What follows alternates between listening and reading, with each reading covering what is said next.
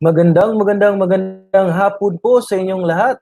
A wonderful afternoon to all of you, our dear participants. Thank you for tuning in to our live virtual event on Division Training of Trainers on Learning Management System. We are still in the second day of our 5-day training, which means may marami pa po tayong aabangan in the next coming days. Ayan. And so, our attendance link for this afternoon session will be presented now on screen. Diretso po tayo sa attendance.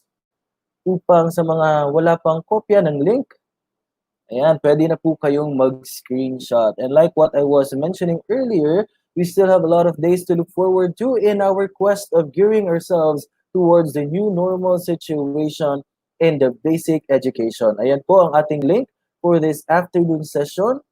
Nasa screen nyo po ngayon. Be sure to stay with us throughout the afternoon to be notified when the attendance form is already open. And as we approach later the end of our day 2, we will be giving you the link for our daily evaluation. Mamaya pa po yan. Make sure to accomplish the daily evaluation form right after our live broadcast. Also, please do not forget to subscribe here to our YouTube channel and kindly hit the like button on all our videos. I-like nyo na po ang lahat ng ating mga videos. You can also type in all your questions down our comment section because later in our open forum, I will be joined on screen by our Division Education Program Supervisors to provide answers to your questions. Again, on your screen po ngayon ay ang ating attendance link. Meron din po tayong QR code. So sa mga may smartphones dyan na pwedeng mag-scan ng mga codes, you can scan the QR code that is now flashed on your screen to be directed to our attendance for this afternoon. So are you ready for our continuation with the most essential learning competencies? Andam na batang tanan? Are you guys ready? Nabusog ba ta sa ato ang mga paniud to? Alam ko pong siesta time na padulong hapon, lami ikatulog. Kaya kailangan po nating maghanap ng mga paraan upang hindi tayo antukin. Kumain po tayo ng candies. Huwag po tayong mag-slouch. You sit properly. You position yourself well upang hindi kayo antukin. At ang pinakamabisa pong paraan, lalo na sa mga teachers po natin, teacher participants, na nasa kanilang mga bahay ngayon, lumayo po kayo sa inyong mga kama. Lumayo po kayo sa inyong mga mahabang upuan na may unan upang hindi ninyo marinig ang tawag ng inyong mga unan. Okay? So please stay with us throughout the afternoon as we listen to the series of sessions that we are going to have for other learning areas. Kaya wag na nating patagalin pa. We are so ready to welcome the first session for this afternoon, and that is the walkthrough with the most essential learning competencies in science learning area.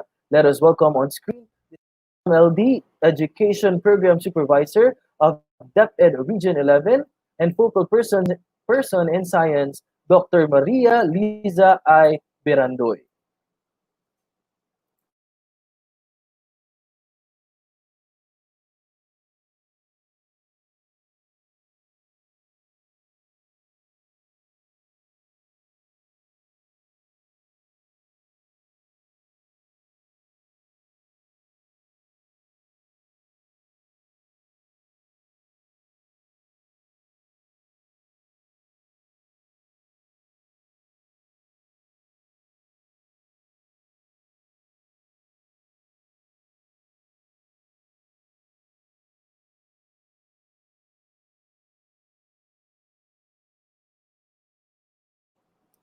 Alright, babalikan po natin mamaya ang ating focal person in science sa Region 11 Office of the Department of Education, si Dr. Maria Liza I. Berandoy. So sa mga science natin dyan, na mga teacher participants, intay-intay lang po muna tayo, and in short while, we are going to present Dr. Berandoy for the walkthrough of the most learning competencies in science. Again po, uulitin ko po lamang, please subscribe to our channel and like all our videos. I think Dr. Berandoy is now prepared and ready for her presentation.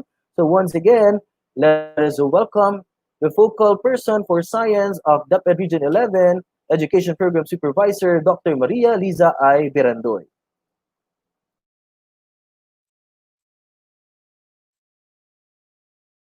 Competencies. For us to learn more about these competencies and what is it for, we have prepared a presentation for you to watch and listen. In this way, you will have a consistent understanding of this content. Welcome to our orientation on the most essential learning competencies for students in grade 12.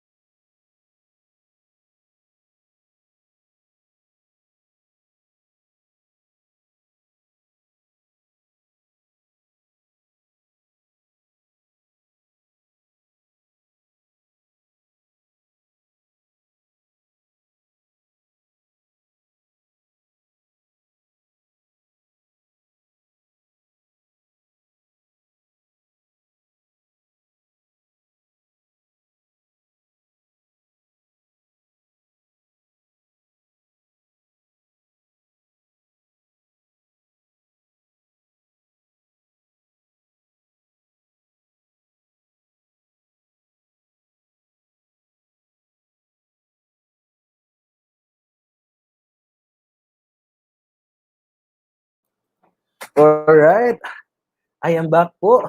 Magandang hapon po sa ating lahat. So babalikan po natin ulit mamaya si Dr. Maria Liza I. Berandoy ng DepEd Region 11 at chine-check pa po namin kung available na po ba ang other presentations natin for other learning areas. Ayan. So gaya po ng sinasabi ko kanina, huwag niyo pong kalimutang i-like ang ating mga videos and please make sure na nakasubscribe na kayo dito sa ating YouTube channel. Ayan. Prepare lang po tayo kasi alam namin na ang iba sa inyo ay kumakain pa. And I was checking our live broadcast in YouTube earlier at nasa 367 pa po ang nanonood sa atin ngayon. So we are calling on our other teacher participants to please join now our live broadcast. At alam din po namin na may iba po sa inyo na sa iisang cellphone o sa iisang laptop lamang po na nanonood, pero marami po kayo sa isang area. So magandang hapon po sa inyong lahat. Kung naaman mo diha sa inyong mga eskwelahan karon nga naggrupo, hello po sa lahat ng ating mga teachers. And allow me po to greet other schools na nagpapa-shoutout po sa atin ngayon. We have Ma'am Emma Binasbas, pa-shoutout po from Kapalong National High School. Ayan, na-remember ko tuloy si Sir Bayani. Pag-igugang mo buon kay Sir Bayani, no? Sir Bayani graduated in Kapalong National High School, di ba? Amazing, galing, Atchuk Boulevard. Anak pa si Sir Bayani ga hapon. And from Daisy May Orculio Ranera, pa-shoutout po Anibungan National High School. Hello po sa lahat ng mga nasa Anibungan National High School. Ayan. May nag-comment po ng silent mode. Opo, minsan talaga kailangan nating maging silent mode. Ayan. Good afternoon po sa inyong lahat. Ma'am Gladys Nabua, maayong udto gikan sa New Corelia National High School. Maayong udto, ma'am. From Limbaan National High School, New Corelia District Pod. Ang nag-greet kay si Ma'am Florife Utbo. Hello, ma'am. Good afternoon po sa inyo. Ayan. Maghanap pa tayo ng ibang mga greetings and mga pa-shoutout habang may oras tayo. Good afternoon, watching from Mabantao National High School of Kapalong, Davao del Norte from Sir Arnil Timbal. Allow me din po to ayun, allow me din po to shout out, no, to greet all my co-teachers in grade 7.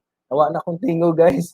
Grade 7 Department of Santo Tomas National High School with our grade head, Ma'am Grace Batuon. Hi, ma'am. Nako diri ron, ma'am. Wala ko dira. Alright, and to my colleagues as well. May hapon kaninyong tanan. Hello din po sa Tulalian National High School. Galing kay Ma'am Francis. Ma'am o sir, di ko po alam. Sorry po. Francis Dian Lesia. Ayan. Good afternoon din daw po from Suwaon National High School. Mayong hapon kaninyong tanan. And I hope na nabusog tang tanan sa itong paniudto gyud para prepared ka, no, sa ato ang mga sessions this afternoon. And to my colleague as well in DepEd, but my ate also in real life, to Ma'am Mayan Alamilio. Hello po. Hello, ma'am. Watching from Santo Tomas Central Elementary School, SPED Center. Ayan. Sana po ay nakahanda pa rin ang inyong mga notebooks, ang inyong mga papel, ang inyong mga pens, upang makapag-jot down po kayo ng mga mahahalagang impormasyon patungkol sa ating mga most essential learning competencies for the learning areas of science, EPP, TLE, TVL, MAPEH, Aralpan, and ESP. So yun po ang mga learning areas na mag-represent ng kani-kanilang mga most essential learning competencies in a while. Right. Ayan. Keep your comments coming po dahil babasahin ko po yan hanggat sa nakikita ko. Ma'am, ayun, giklaro na yun. Hello po, good afternoon, Ma'am Lacia. Ma'am pala si Ma'am. Ma'am pala si Ma'am. Ayan. Jumela Ann Arango watching here from Malapanit Primary School. Maayong hapon po. Hello po, Daguhoy National High School, Talaingod District. Maayong udto sa totoang mga maestrog maestra tanan diha gikan sa Talaingod District. Hi po sa school head namin na si Ma'am Christine E. Paulikan. Hello po, ma'am, maayong hapon. And from Ma'am Jinky Jennifer Kilia, pa-shout out naman po lahat ng mga teachers sa aming principal na si Ma'am Hara and assistant to the principal na si Ma'am Wamelda ng Sawata National High School. Hello po sa ating mga principal and assistant principal. Di pa huhuli ang aking principal, Dr. Aser M. Samsona. Hello, sir. And Sir Jerry Painagan, ayan, kasamahan ko po sa STNHS. Hello, Sir Jerry, maying hapon. And we also have our co-teachers watching from Sagayen National High School, Asuncion District. Laban para sa kabataan. Ayan, at ang aking mentor, ayan, buhay na buhay ngayong hapon. My mentor, Ma'am Jessinita Amarcidel Dolormente. Hi, Ma'am Jess. Ayan po. Sige. Ayun. We also have Sir Elmer Kusit from Luna National High School, Kapalong West District. Ayan. And for those po na miss ang announcement kanina ni Dr. Allen Gilaran, please contact your coordinators in Filipino, English, and ALS mobile teachers dahil meron po kayong upcoming event. And we are so happy po sa lahat ng mga teachers na nag-subscribe na sa ating YouTube channel. Allow me to check po in a while kung ilan na po ang ating subscribers. Umabot na po tayo ng 1,670 subscribers in DepEd Davnor CID YouTube channel. Ayan. Sige. Yun, Ma'am Karen May Punzalan from Talaingod. Hi, ma'am. Ngayong hapon, ma'am. Pa-shoutout po sa among PSDS, Sir Marlon Ebrado, and to all teachers of Kapalong East. Hello po. Galing po yun kay Ma'am Criza Miles Torriales. Yan, ang dami-dami nating mga pa-shoutout ngayon. Sige. Good afternoon, mga taga-Semong National High School. Maayong hapon kaninyong tanan. May isa pa, ang bilis kasing mawala ng mga comments ninyo. Daghan kayo tag-comments. Good afternoon po from Suluron nga dapit Wow, ma'am, gikan ni kay Ma'am Heidi Guzon. Mga suluron na dapit, shout out po, master teachers, pero abi ni mo master teachers, no, mountain teachers daw na mga MT. Mayong hapon sa itong mga MT diha. Kumusta? Napaba mo sa mountain? Ayan, pa-shout out din po sa lahat ng teachers dito sa Santo Niño National High School, especially to our principal, Arlene. Ayan, nawala na gid sa ma'am, pasaylua. Ma'am Arlene P. Murillo, nga kugihan kaayo. Wow, very good to hear. Sa Mabantaw National High School. Pero 1 second lang, mawala na inyong comment po. Galing-galing. Pa-shout out po sa Jesus Lumain Elementary School at sa kanilang principal, si Sir Elden De Ruta, and to all the teachers. Hello po. From from Ma'am Marites Silvano, pag-greet sa aming mabait na school head. Nawala, ayun. Na si Sir Carlito Maligro of Linao National High School.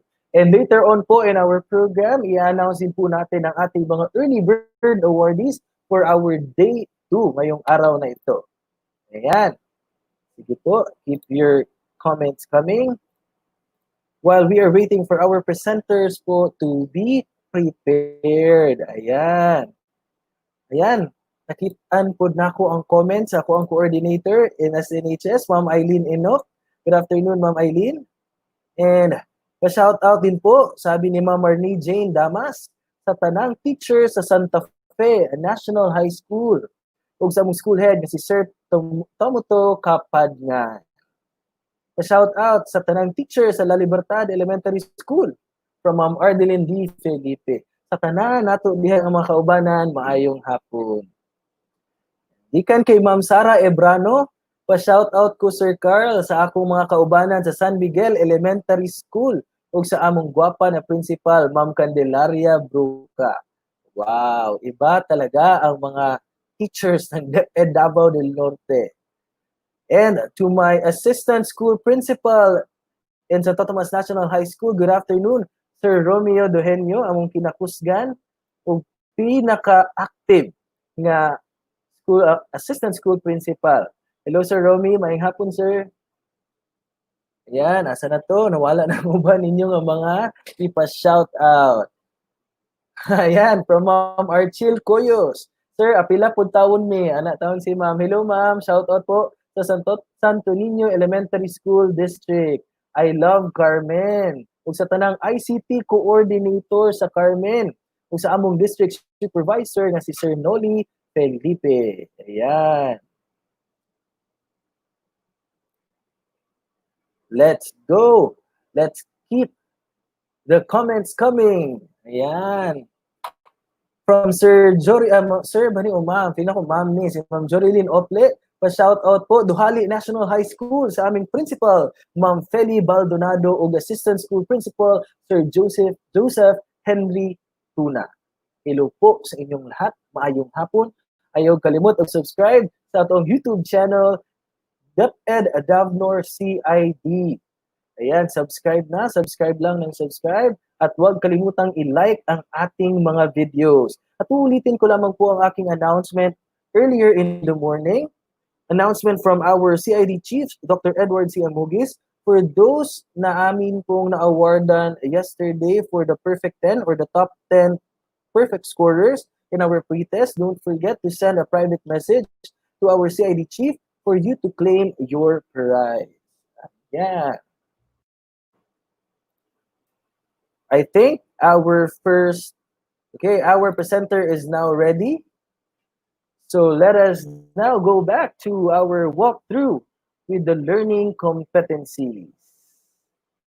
Ayan. Sige. Habang naghihintay po tayo ng cue, let us continue po with our greetings and shout out. Those characteristics of Ayan. image. Okay. Let us now listen to our first presentation of the afternoon for the walkthrough of MELC in Science Learning Area. The code means the MELC is either merged or rephrased.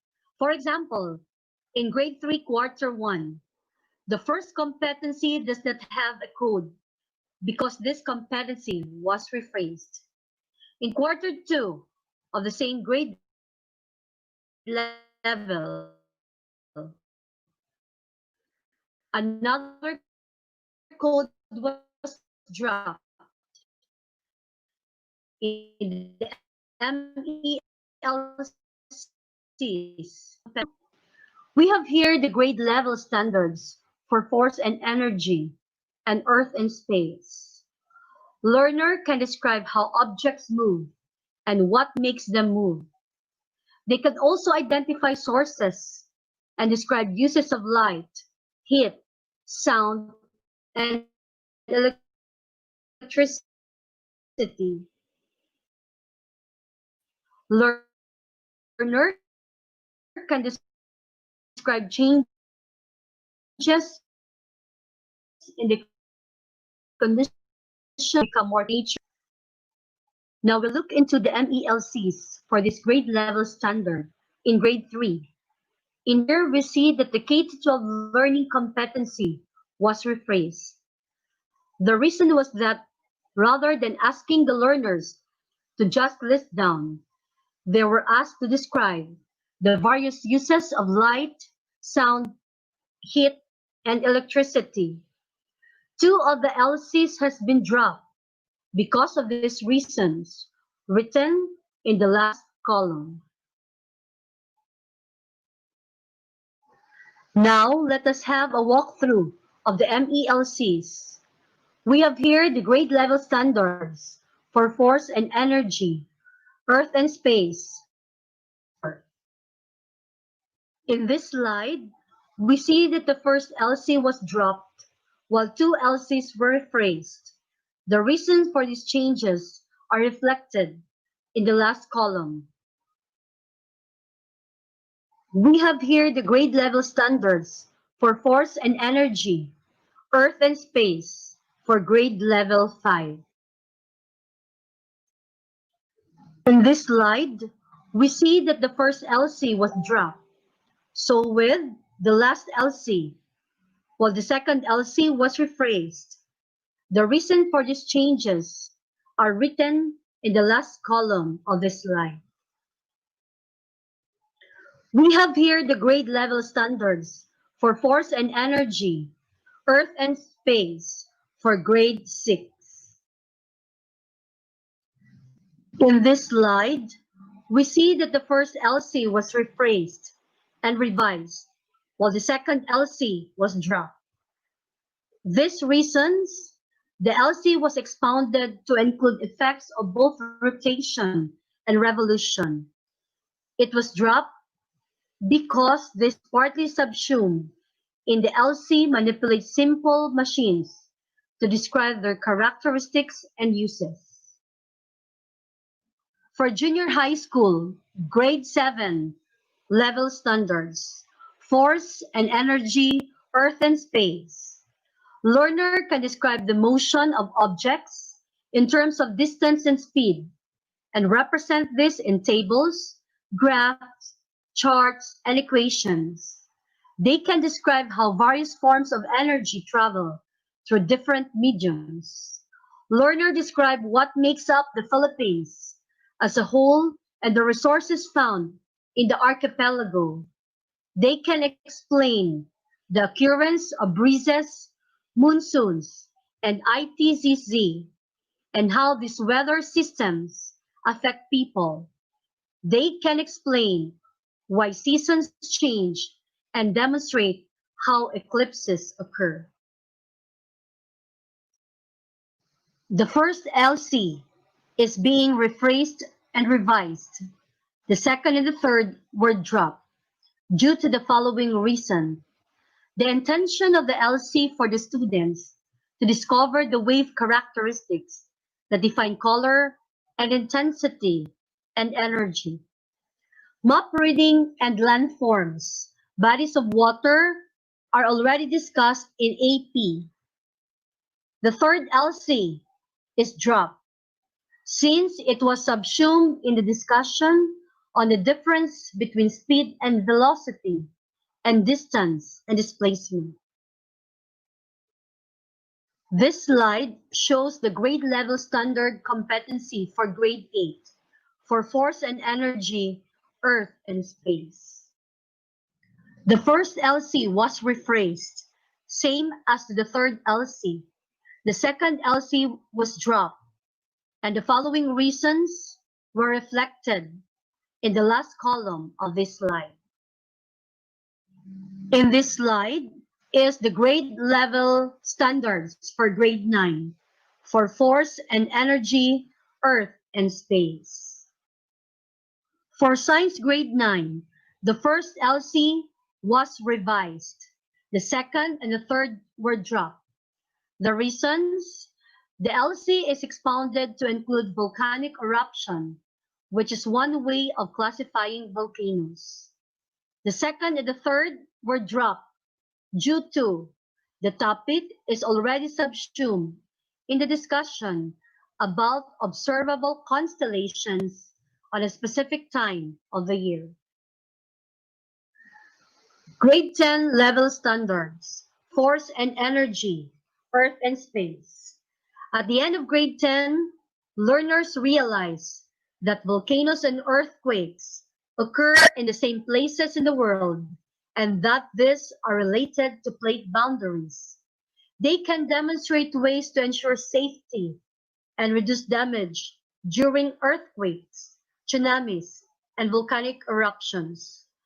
Learners can explain the factors affecting the balance and stability of an object to help them practice appropriate positions and movements to achieve efficiency and safety, such as in sports and dancing.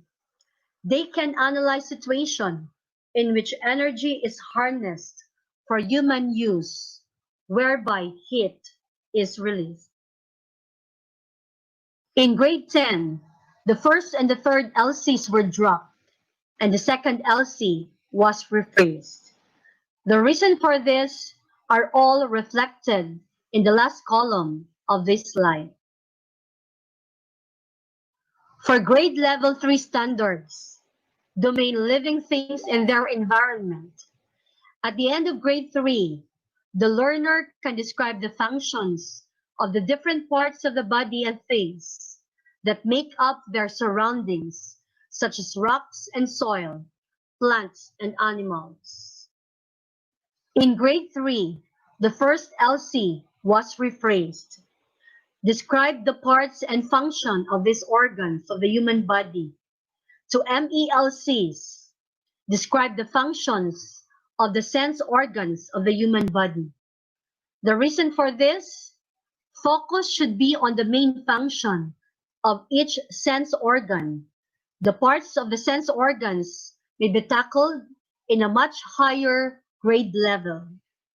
Scientific terms of the parts of the sense organs are not appropriate for their age. Whereas the second competency was dropped. The reason is reflected in the last column of this slide. Another LC in science grade 3 is dropped. The reason: it will be discussed in grade 4 EPP. In addition, another LC was dropped for grade 3 due to all these topics will be covered in grade 4 EPP. For grade level standards grade 4, domain living things and their environment, reflected in this slide. One LC for grade 4 was dropped, since it will be covered in grade 4 health. There are two learning competencies merged and turned into one MELCs.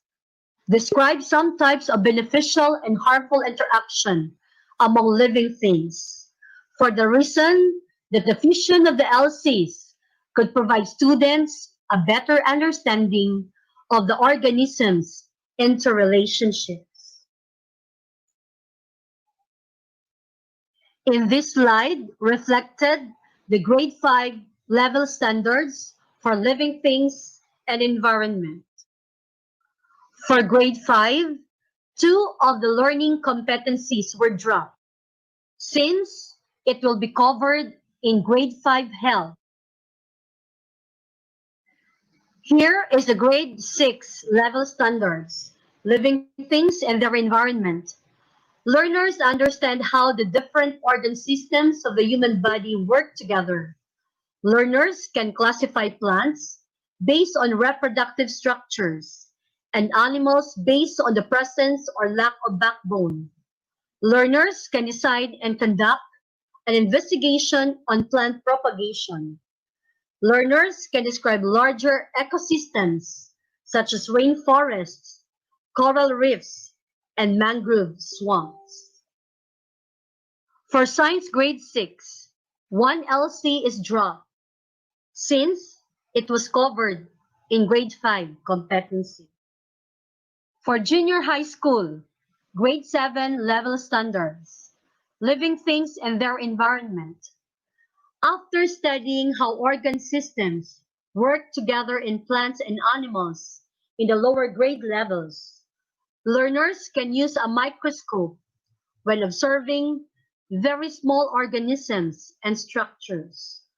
Learners recognize that living things are organized into different levels: cells, tissues, organs, organ systems, and organisms.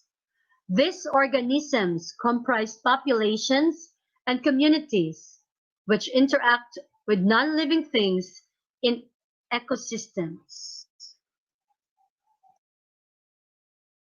For grade 7, 2 LCs were dropped since it could be tackled in grade 8 and it was discussed in grade 5. For grade 8 level standards, living things and their environment is reflected in this slide. In grade 8, only 1 LC was dropped since it was covered in grade 6, third quarter, and grade 7, health, second quarter. In this slide shows the grade 9 level standards for the living things in their environment. For Science Grade 9, only 1 LC was dropped since it was covered in a grade 8 competency. This slide shows the grade 10 level standards on living things in their environment. For grade 10, only 1 LC was dropped since it was covered in grade 8. For the senior high school, course subject description for Earth and Life Science, this learning area is designed to provide a general background for the understanding of Earth science and biology. It presents the history of the Earth through geologic time. It discusses the Earth's structure, composition, and processes. Issues, concerns, and problems pertaining to natural hazards are also included. It highlighted and deals with the basic principles and processes in the study of biology. It covers life,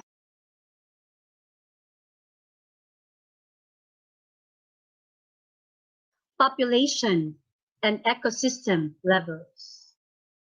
To name a few, describe classic experiments that model conditions which may have enabled the first forms to evolve. This LC could be subsumed under Science 11 or 12, Living Things, Quarter 2, Week 1, Competency Number 1. Explain the evolving concept of life based on emerging pieces of evidence. Other LCs dropped were shown in this slide. Here are the examples of the learning competencies dropped in Earth and Life Science. Reflected here are the LCs dropped due to the following reasons: that it was captured in grade 5. These are the LCs dropped for the Earth and Life Science for the following reason. Reflected in this slide are the LCs dropped for Earth and Life Science due to the reason that it was covered in grade 10. A sample of LC dropped for Earth and Life Science because it was captured in junior high school. Another LC dropped due to the reason that it was captured in grades 5 to 7. For senior high school, General Biology 1 and 2. Biology 1. This subject designed to enhance the understanding of the principles and concepts in the study of biology, particularly life processes at the cellular and molecular levels. It also covers the transformation of energy in organisms. Biology 2. This subject is designed to enhance the understanding of the principles and concepts in the study of biology, particularly heredity and variation, and the diversity of living organisms, their structure, function, and evolution. For Biology 1, 6 LCs were dropped. An example of this: discuss crossing over and recombination in meiosis. MELCs describe the stages of mitosis and meiosis given the 2n equals 6. For the reason, it is subsumed in STEM Bio 1112 with this code. Here are the other LCs dropped for biology. For biology 2, there are 4 LCs were dropped due to it is covered in grade 8, in grade 9, and in grade 10. As well as there are 2 LCs were merged into one MELCs, and that maintain steady internal conditions such as temperature regulation, osmotic balance, and glucose levels that possess various structures and processes. For grade 3 level standards, domain matter. They can classify these things as solid, liquid, or gas. Learners can describe changes in the conditions of their surroundings.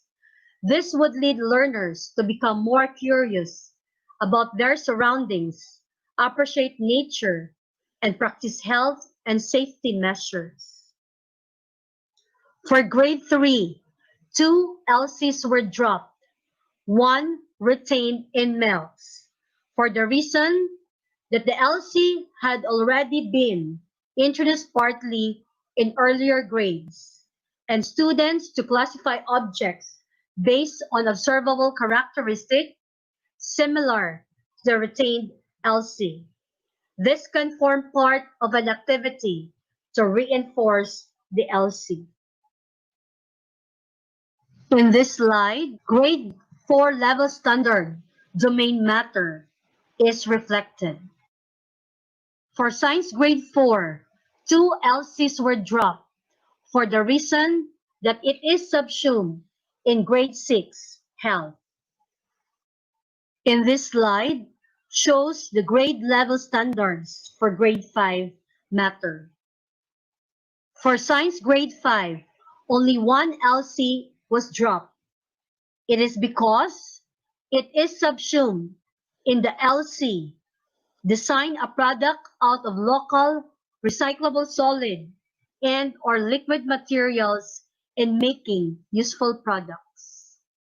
This slide reflects the grade 6 level standards for matter.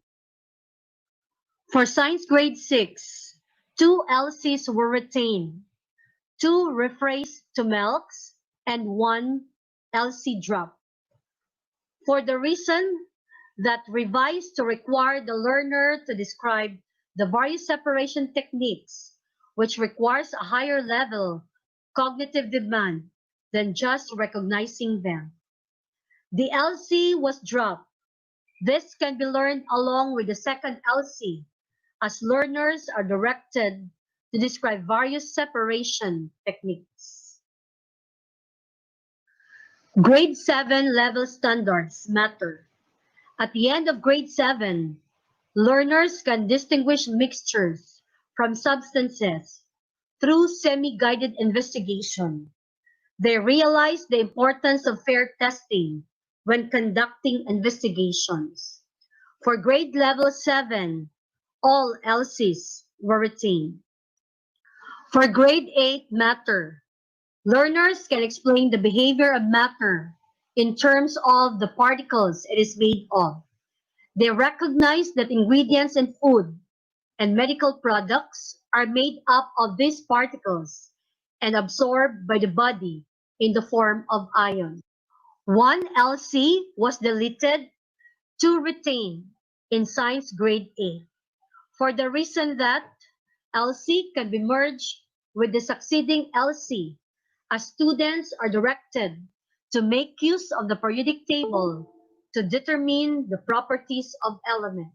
Grade 9 level standards matter. Learners can explain how new materials are formed when atoms are rearranged. They recognize that a wide variety of useful compounds may arise from such rearrangement. Science grade 9. One LC was dropped, two LCs were merged, and all the reasons were reflected in the last column of this slide. For grade level 10, standards matter. Learners can explain the importance of controlling the conditions under which a chemical reaction occurs. They recognize that cells and tissues of the human body are made up of water, a few kinds of ions, and biomolecules. These biomolecules may also be found in the food they eat.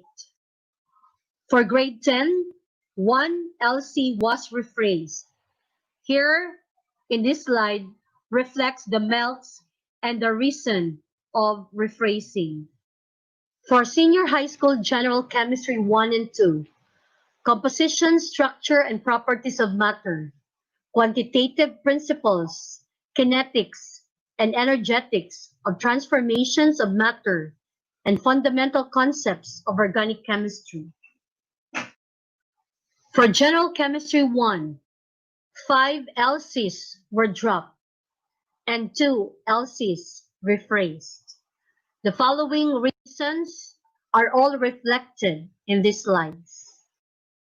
Here is the list of the competency dropped and rephrased in General Chemistry 1. In General Chemistry 2, 3 LCs were dropped and 2 LCs rephrased. All the reasons are reflected in this slide. This slide shows the rephrase and drop competencies, and all reasons are reflected in the last column of this slide. Core subject description, physical science. Evolution of our understanding of matter, motion, electricity, magnetism, light, and the universe from ancient times to the present. Applications of physics and chemistry concepts in contexts such as atmospheric phenomena, cosmology, astronomy, vision, medical instrumentation, space technology, drugs, sources of energy, pollution, recycling, fitness and health, and cosmetics. For physical science, 6 learning competencies were dropped for the reason that the basic concepts are already taught in junior high school. This slide shows the dropped competencies, and the reasons are all reflected in the last column of this slide. Senior high school earth science. This learning area is designed to provide a general background for the understanding of the earth on a planetary scale. It presents the history of the earth through geologic time. It discusses the Earth's structure and composition, the processes that occur beneath and on the Earth's surface, as well as issues, concerns, and problems pertaining to Earth's resources. For Earth and Space, 3 LCs were dropped for the reasons that the same concept is already introduced in Araling, Panlipunan, and the topic had been discussed extensively in Science Grade 8 and 10 in the junior high school, respectively. Junior high school DRRR. This course focuses on the application of scientific knowledge and the solution of practical problems in a physical environment. It is designed to bridge the gap between theoretical science and daily living. For the senior high school specialization Earth Science, 3 LCs were dropped. For the reason, the concept is subsumed in the discussion of exposure to hazards and being introduced in Science Grade 6 and subsumed in the prior LC, where discusses various volcano-related hazards. For General Physics 1 and 2, Physics 1, Mechanics of Particles, Rigid Bodies and Fluids, Waves, and Heat and Trigonometry, Graphical Analysis, and Basic Calculus. For Physics 2, Electricity and Magnetism, Optics, the Basics of Special Relativity, Atomic and Nuclear Phenomena, using the methods and concepts of algebra, geometry, trigonometry, graphical analysis, and basic calculus. This slide shows the drop competencies for General Physics 1, and all the reasons are reflected in the last column of this slide. For General Physics 2, 6 LCs were dropped for the reason that this topic is subsumed in the prior LC, where discusses electrostatic charging. Ohm's law is already introduced in grade 6, and there is no sufficient laboratory equipment provided yet to schools to carry out the activity. Now let us look on how to use the MELCs. But we must remember that MELCs are the same LCs, but only trimmed down. We have 3 things to consider. First, MELCs must be unpacked because they are broad statements. Second, MELCs must be aligned to the content standards and performance standards of the science curriculum. And lastly, time allocation for targeting of the MELCs must be flexible. Here, let us look at the grade 8 first quarter using MELCs. Time allocation, week 2 to 3.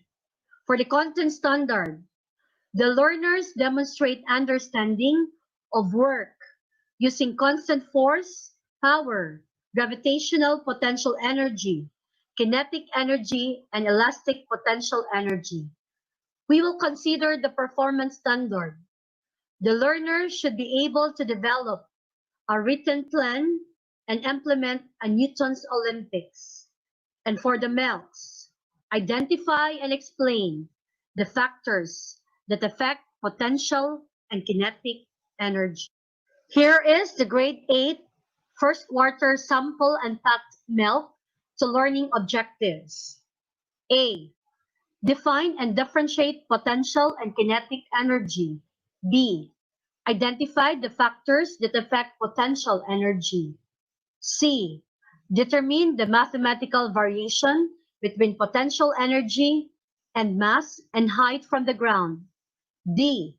Compare the values of potential energy of varying masses at the same elevation from the ground. Letter E. Identify the factors that affect kinetic energy. F. Determine the mathematical variation between kinetic energy and mass and velocity. G. Create and explain a concept map involving the terms kinetic energy, potential energy, mass, velocity, and elevation. And last, demonstrate and explain the law of conservation of energy using a pendulum. As reflected in this slide, the sample Unpack MELCs to learning objectives directly responds to the content standard of the science curriculum and performance standard. As reflected in the yellow box, responds to the content standard, demonstrate understanding of potential energy, kinetic energy, and that is explicitly reflected in learning objectives letter A to letter G. And the second one, allowing students to manipulate a pendulum would help the students prepare for the performance standard plan for Newton's Olympic, and it is reflected in objective letter H.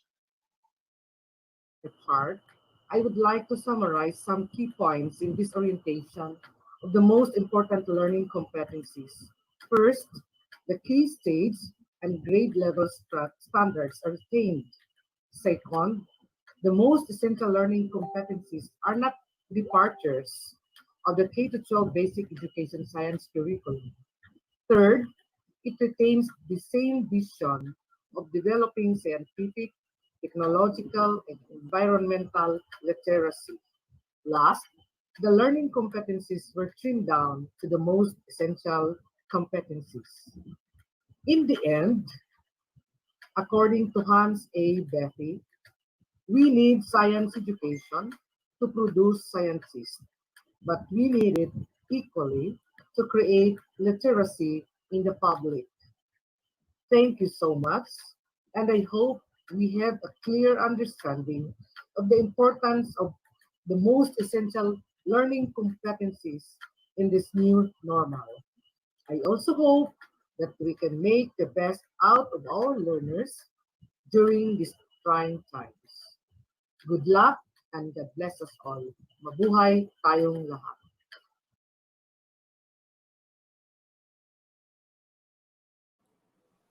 All right, that was Dr. Maria Liza I. Berandoy from DepEd Region 11, our Education Program Supervisor for Science. Daghang salamat po, Dr. Berandoy. And now let us proceed to the walkthrough with the most essential learning competencies for the learning area Araling Panlipunan. To present the Aralpan MELC, here is Region 11 Education Program Supervisor, Dr. Danilo R. Duhino. Magandang araw sa inyong lahat. Sa aming direktor, si Dr. Evelyn R. Petalbero, CESO 4, gayon din sa aming Assistant Regional Director, Dr. Maria Ines C. Asuncion, CESO 5. Sa aming hepe, si Dr. Janet J. Veloso para sa Curriculum and Learning Management Division. Gayon din sa Bureau of Curriculum Development, kay Dr. Rosalie Masilang, salamat sa kopya tungkol sa pinakamahalagang pamantayan sa pagkatuto. Gayon din sa kanyang mga specialist. Higit sa lahat, magandang araw sa mga kasamahan ko sa Araling Panlipunan. Gayon din sa ating mga guro sa Rehiyon 11.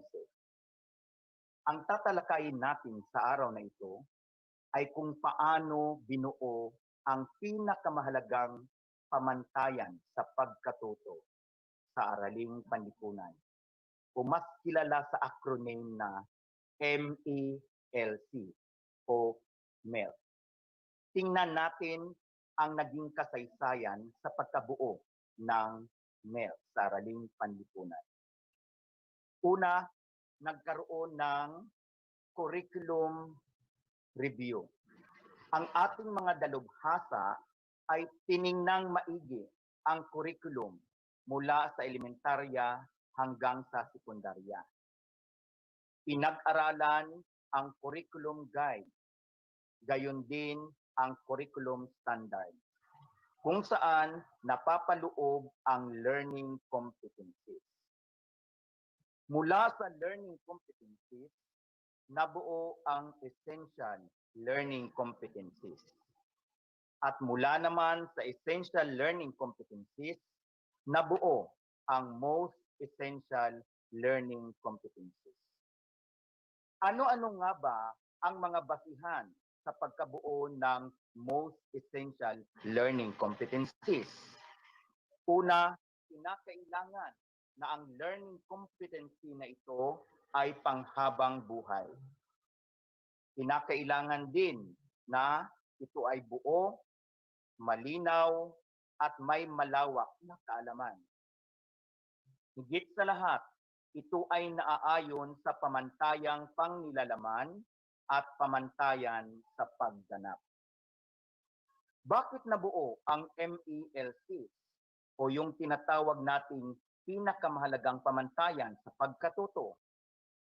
Una, upang matulungan ang mga guro na matukoy ang mahahalagang pamantayang pampagkatuto upang sa gayon ay mabigyan ito ng prioridad.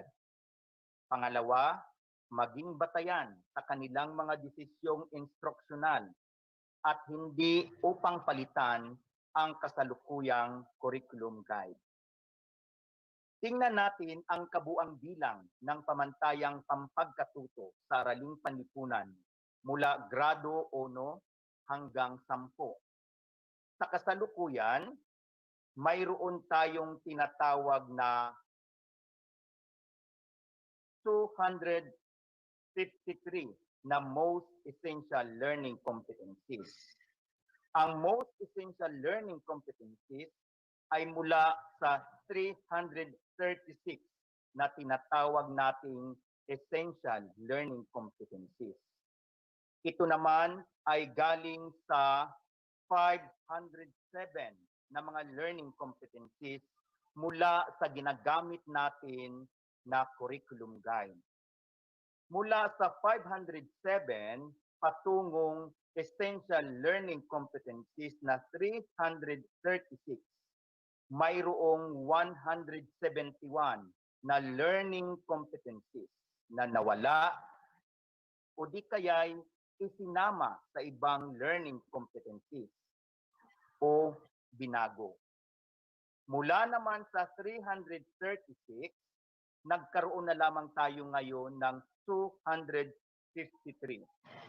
Nasaan ang 83 na essential learning competencies? Ito ay posibleng inalis din o di kaya isinama sa kapwa essential learning competencies. Tingnan naman natin ang isa pang datos kung saan ipinakita ang pagbabago ng mga learning competencies patungong most essential learning competencies sa bawat taon. Halimbawa, sa unang taon o sa unang grado, noon mayroong 63 na mga learning competencies mula sa curriculum guide. Ngunit binawasan ito o di kaya tinanggal o pinag-isa para mabuo ang tinatawag nating essential learning competencies. Mula sa 63, naging 31 na lamang ito. Pero naging 29 pa nang mabuo natin ang most essential learning competencies.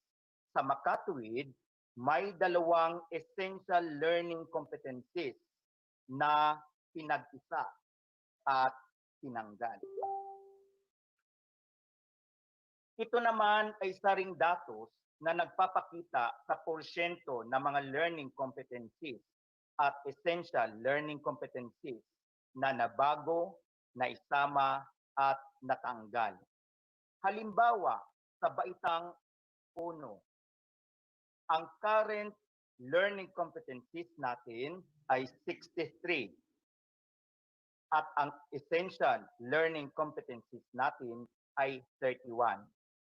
Sa kasalukuyan, mayroon tayong 29, pero tinatawag natin itong most essential learning competencies. Sa makatuwid, mula sa learning competencies patungong essential learning competencies, mayroon tayong 50.79% na mga learning competencies na nawala o napasama. Gayon din sa essential learning competencies patungong most essential learning competencies na kung saan mayroon tayong 3.18% na mga competencies na nawala o napasama.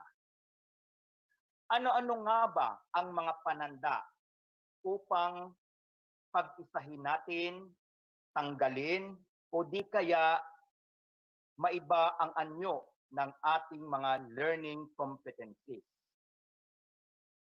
Pag sinasabi nating retained, itinuturing na essential ang learning competency.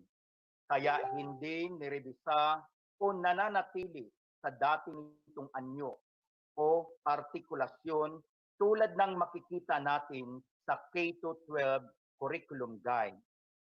Pag sinasabi naman nating merge, ang mga learning competencies na ito ay magkakaugnay, magkakahilintulad o bahagi ng isang paksa na pinag-isa na lamang sa pamamagitan ng pagbuo ng panibagong learning competency.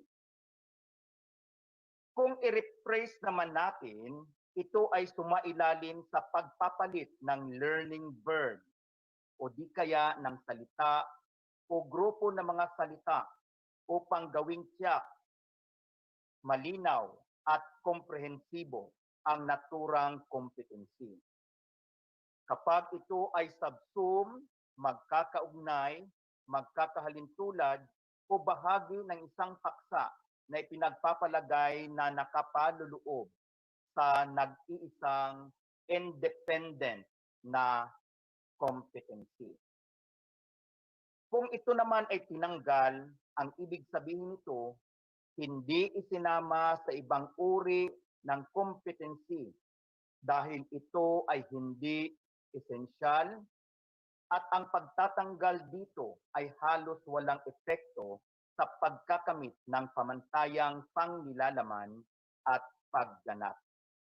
Upang mas lalo nating maintindihan kung bakit pinag-isa ang magkakaparihong mga learning competencies at mabuo ang most essential learning competencies, gayon din ang ugnayan ng most essential learning competencies sa tinatawag nating pamantayan sa pagkatuto, pamantayan sa nilalaman o di kaya sa pagganap.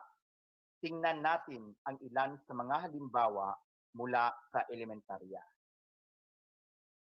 Makikita natin sa unang markahan para sa grado 1. Ang content standard o ang pamantayang pangnilalaman ay naipamamalas ang pag-unawa sa kahalagaan ng pagkikilala o pagkilala sa sarili bilang Pilipino gamit ang konsepto ng pagpapatuloy at pagbabago.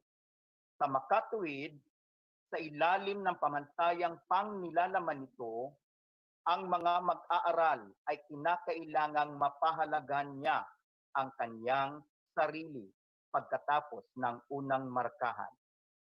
Sa ilalim naman ng pamantayan sa pagganap, ang mag-aaral ay may buong pagmamalaking nakapagsasalaysay ng kwento tungkol sa sariling katangian at pagkakakilanlan bilang Pilipino sa malikhaing pamamaraan. Sa pamantayan sa pagganap, kinakailangan na ang mga mag-aaral ay maibahagi nila sa iba ang kanilang katangian bilang mga Pilipino sa iba't ibang pamaraan. Mula sa content standard, at performance standard, ang Learning Competency 7 ay isinama na sa Learning Competency 6. Bakit? Dahil halos magkakapareho lamang ito. Ang Learning Competency 7 at Learning Competency 6 ay tumutukoy sa pagkatao ng isang mag-aaral, na kung saan siyang binibigyang diin natin sa pamantayang pangnilalaman at pamantayan sa pagganap. Para sa ikalawang taon, sa ikalawang markahan, alam natin na ang ating tinatawag na pamantayang pangnilalaman ay naipamamalas ang pag-unawa sa kwento ng pinagmulan ng sariling komunidad batay sa konsepto ng pagbabago at pagpapatuloy at pagpapahalaga sa kulturang nabuo ng komunidad. Ang tinatawag naman nating pamantayan sa pagganap ay nauunawaan ang pinagmulan at kasaysayan ng komunidad. Gayon din, nabibigyang halaga ang mga bagay na nagbago at nananatili sa pamumuhay sa komunidad.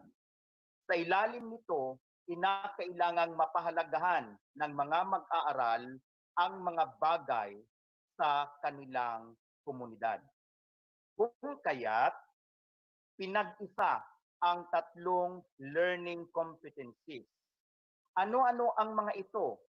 Ang Learning Competency 4 at Learning Competency 3 ay pinag-isa sa Learning Competency 2. Bakit? Dahil halos magkakapareho itong tumutukoy sa pinagmulan ng komunidad. Dumako naman tayo sa ikatlong grado. Halimbawa, sa ikatlong markahan. Ang ating pamantayang pangnilalaman ay naipamamalas ang pag-unawa at pagpapahalaga sa pagkakakilanlang kultural ng kinabibilangang rehiyon. Ang ating pamantayan sa pagganap ay nakapagpapahayag ng may pagmamalaki at pagkikilala sa nabubuong kultura ng mga lalawigan sa kinabibilangang rehiyon. Sa makatuwid, sa ilalim nito, ang mga mag-aaral sa ikatlong grado ay dapat maunawaan nila at maipakita sa iba ang mga nakagisnang kultura nila, mga kultura na nakuha at namana nila mula sa kanilang rehiyon, ang rehiyon ng Davao. Dahil dito, ang 5 competencies ay naging isa. Itong nailalarawan ang pagkakakilanlang kultura ng sariling lalawigan, na isa-isa ang mga pangkat ng mga tao sa sariling lalawigan at rehiyon, nakapagbibigay ng mga halimbawang salita mula sa mga wika at dialekto sa sariling lalawigan at rehiyon. Gayon din ang nailalarawan ang mga kaugalian, paniniwala at tradisyon ng sariling lalawigan at ng rehiyon ay may pari-parihong tinutumbok. Kung kaya't, maaari na itong gawing isahan at ito ay ang nailalarawan ang pagkakakilanlang kultural ng kinabibilangang rehiyon. Dumako naman tayo sa ika-4 na grado. Halimbawa, sa unang markahan, alam natin na ang pamantayang pangnilalaman ay naipamamalas ng ating mga mag-aaral ang konsepto ng bansa. Gayon din ang pag-unawa sa pagkakakilanlan ng mga bansa ayon sa mga katangiang geographical gamit ang mapa. Ang pamantayan sa pagganap naman ay naipaliliwanag ng mga mag-aaral na ang Pilipinas ay isang bansa. Gayon din ang kasanayan sa paggamit ng mapa sa pagtukoy ng iba't ibang lalawigan at rehiyon. Dahil dito, kinakailangang manatili ang ating unang learning competency na mula pa sa curriculum guide dahil natumbok na niya ang ating pamantayang pangnilalaman, gayon din ang ating pamantayan sa pagganap. At ang competency na natutukoy sa mapa ang kinalalagyan ng bansa sa rehiyong Asya at gayon din sa mundo ay hindi na kinakailangan dahil maaaring makamit na ang kasanayang gusto nating makamtan ng ating mga mag-aaral sa unang competency. Dumako naman tayo sa grade 5. Halimbawa, sa unang markahan, ang pamantayang pangnilalaman, yun din ang pamantayan sa pagganap, ay maaari nang matumbok ng ating learning competency na natatalakay ang paglaganap ng relihiyong Islam sa ibang bahagi ng bansa. Dapat tandaan natin na ang learning competency na nailalarawan ang lokasyon ng Pilipinas sa mapa ay hindi na masyadong mahalaga dahil maaaring makamtan pa rin natin ang pamantayang pangnilalaman, gayon din ang pamantayan sa pagganap sa iba pang mga dating competency. Sa grade 6, ganun din. Alam natin na ito lamang ang dapat mabuo sa ating mga mag-aaral, ang pag-unawa at kaalaman sa Pilipinas. Sa ilalim ng pamantayan sa pagganap, kinakailangan lamang na mapapahalagan ng ating mga mag-aaral ang kontribusyon ng ating bansa sa daigdig o di kaya sa ating mundo. Kung kaya't natumbok na ng learning competency number 4 at ito ay natatalakay ang partisipasyon ng mga kababaihan sa Rebolusyong Pilipino.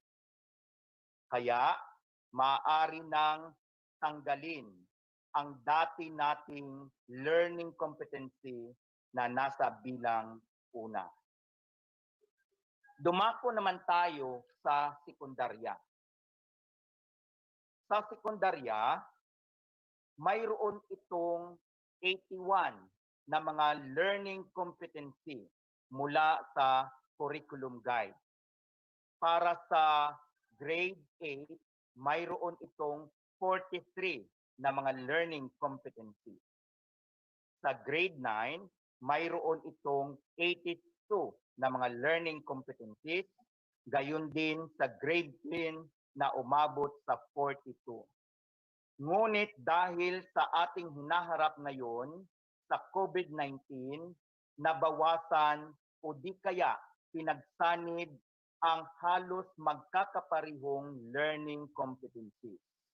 Kung kaya't ang naging resulta ay umabot lamang sa 43 mula 81. Sa grade 8, mayroon na lamang tayong 31 mula 43. Sa grade 9, mayroon na lamang tayong 62 mula 82 at 31 mula 42. Ngunit, nagkaroon muli ng panibagong learning competency na tinatawag nating most essential learning competency. Kung kaya't nabawasan muli ang ating mga essential learning competencies. Sa kasalukuyan, ang baitang 7 ay mayroon na lamang 30 learning competencies na tinatawag natin ngayong most essential learning competencies. Sa grade 8, mayroon na lamang tayong 24 na learning competencies na tinatawag nating most essential learning competencies. Gayon din sa grade 9 na umabot na lamang sa 26 at grade 10 na umabot na lamang sa 17.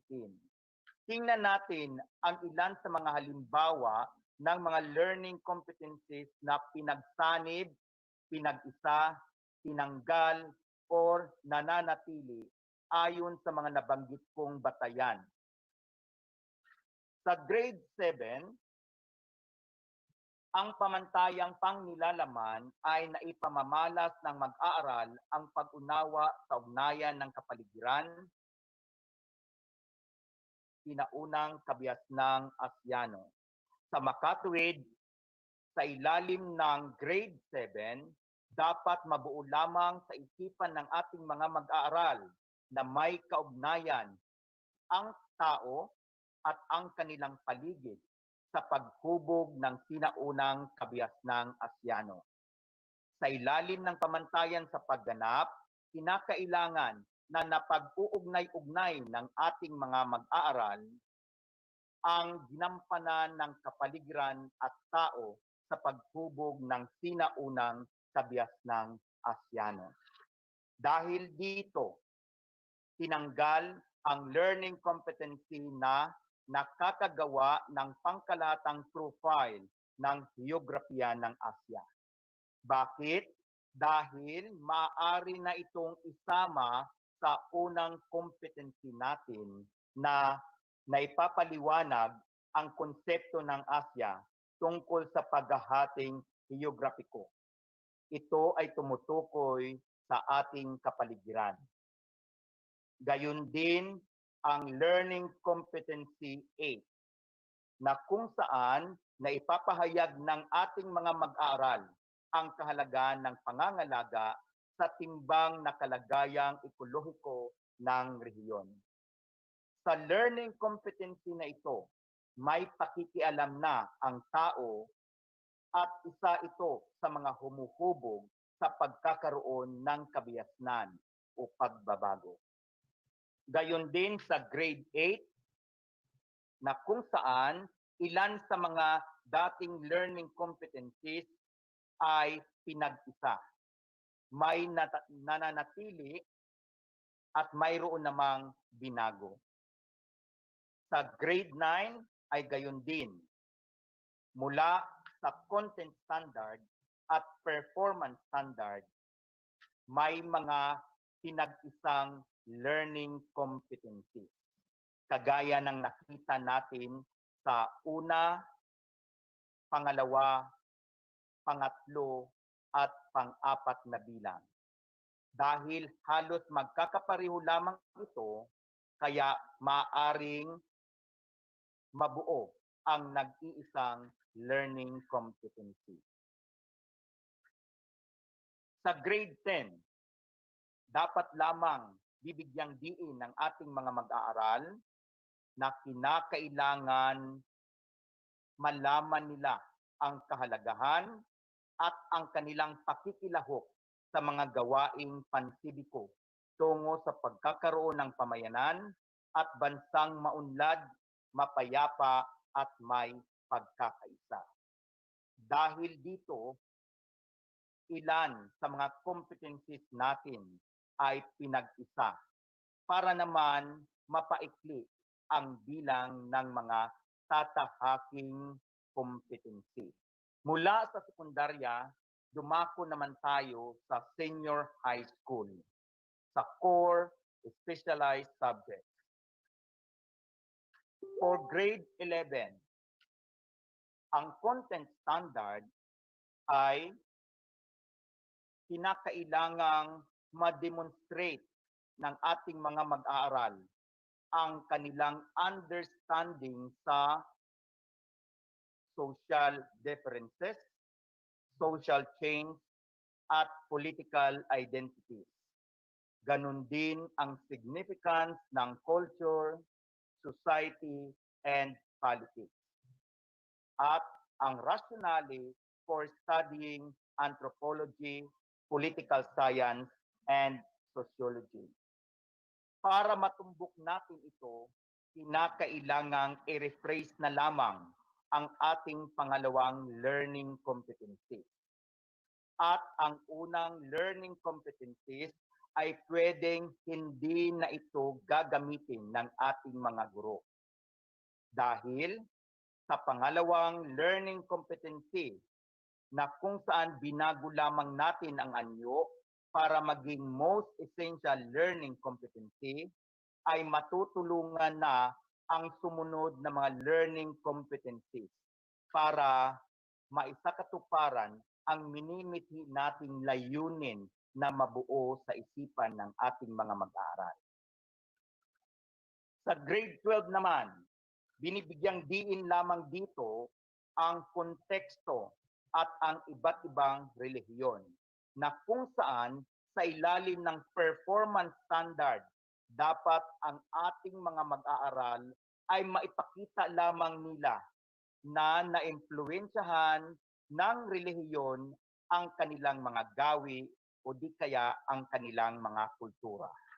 Kung kaya't maaari na itong makamtan sa pamamagitan ng pagsasanib sa ilan sa mga learning competency na be aware that Islam upholds 5 pillars, know about the life of Prophet Muhammad, and accept Islam practices with an eye of respect. Sa pamamagitan ng pagbabagong anyo ng ikalawang competency, matutulungan na ang ikatlong competency para mabuo ang konteksto ng iba't ibang relihiyon. Sa makatwid, hindi na kinakailangan pang manatili ang unang learning competency. Paano gagamitin ang most essential learning competencies sa pagtuturo? Alam ko na alam ng ating mga guro na may mga most essential learning competency na hindi maaaring ituro sa ating mga mag-aaral sa loob ng 2 araw. Ito ang dahilan kung bakit gumagawa ang ating mga guro ng tinatawag nating learning objectives. O kinakailangang i-unpack ng ating mga guro ang most essential learning competency para mahimay-himay nila ang most essential learning competency. Sa pagkakaroon ng iba't ibang layunin sa kanilang pagtuturo mula sa most essential learning competencies, matuturuan natin ang ating mga guro na mapaganda nila ang kanilang pagtuturo at madaling makuha ang ninanais nilang kasanayang mabuo sa ating mga mag-aaral. Isa rin itong halimbawa na kung saan ang most essential learning competency ay hinimay-himay ng mga dalubhasa at ito ang tinatawag nating learning objectives. Gayon din sa learning competency na nasasabi ang batayang impormasyon tungkol sa sarili, pangalan, magulang, karawan, edad, tirahan, paralan, at iba pang pagkakakilanlan at mga katangian bilang mga Pilipino. Ang learning competency na ito ay malawak at hindi maaring ituro sa ating mga mag-aaral sa loob ng 1 araw. Kung kaya't, para mas lalong maintindihan ng ating mga mag-aaral o makikita ng ating mga mag-aaral ang kahalagahan ng competency na ito, kinakailangan nating i-unpack o magkakaroon tayo ng mga learning objectives. Ang sumunod ay isang halimbawa ng DLL. Ipinakita dito kung paano bumuo ang isang guro ng objective o paano na-unpack ng isang guro ang most essential learning competency.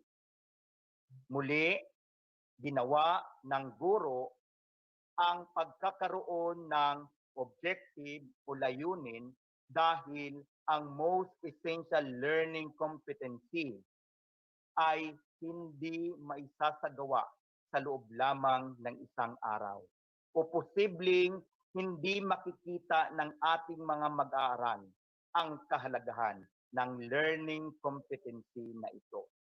Kinakailangang himay-himayin kapag ang most essential learning competency ay masyadong malawak. Muli, para sa ating mga guro, dapat lang natandaan natin na ang ating ginagawa ay para sa ating mga mag-aaral. Nabuo ang pinakamahalagang pamantayan sa pagkatuto para sa Araling Panlipunan para mapanatili nating maibigay o magkakaroon ng sapat na kasanayan ang ating mga mag-aaral kahit na hinaharap natin ang COVID-19 sa kasalukuyan. Mga guro, tulungan ninyo ako para maging maganda at mapapahalagahan ng ating mga mag-aaral ang kanilang kasaysayan o ang kanilang lipunan.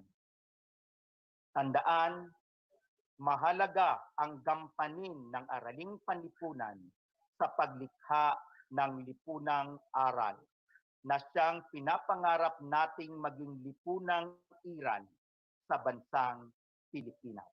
Mahal natin ang Pilipinas, mahal natin ang Pilipino, magtulungan tayo. Maraming salamat po.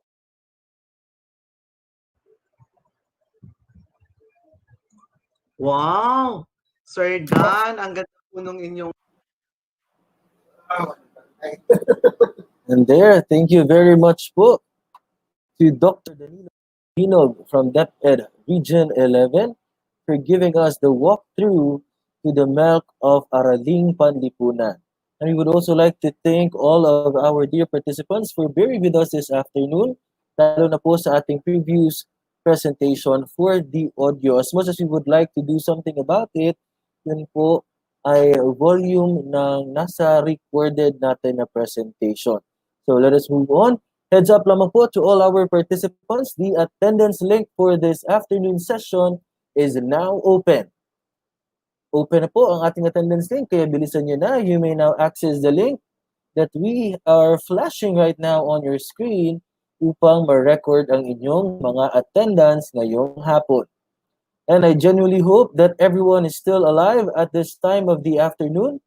And when you feel like you're falling asleep already, remember the prize that is waiting for you in the post-test. O diba? Sayang 100 pesos load. Malay mo, may mga questions na manggagaling sa mga sessions natin ngayong hapon. Kaya't gisingin po natin ang ating mga katawang lupa, mga ma'am and sir, dyan sa mga paaralan at sa mga bahay ninyo.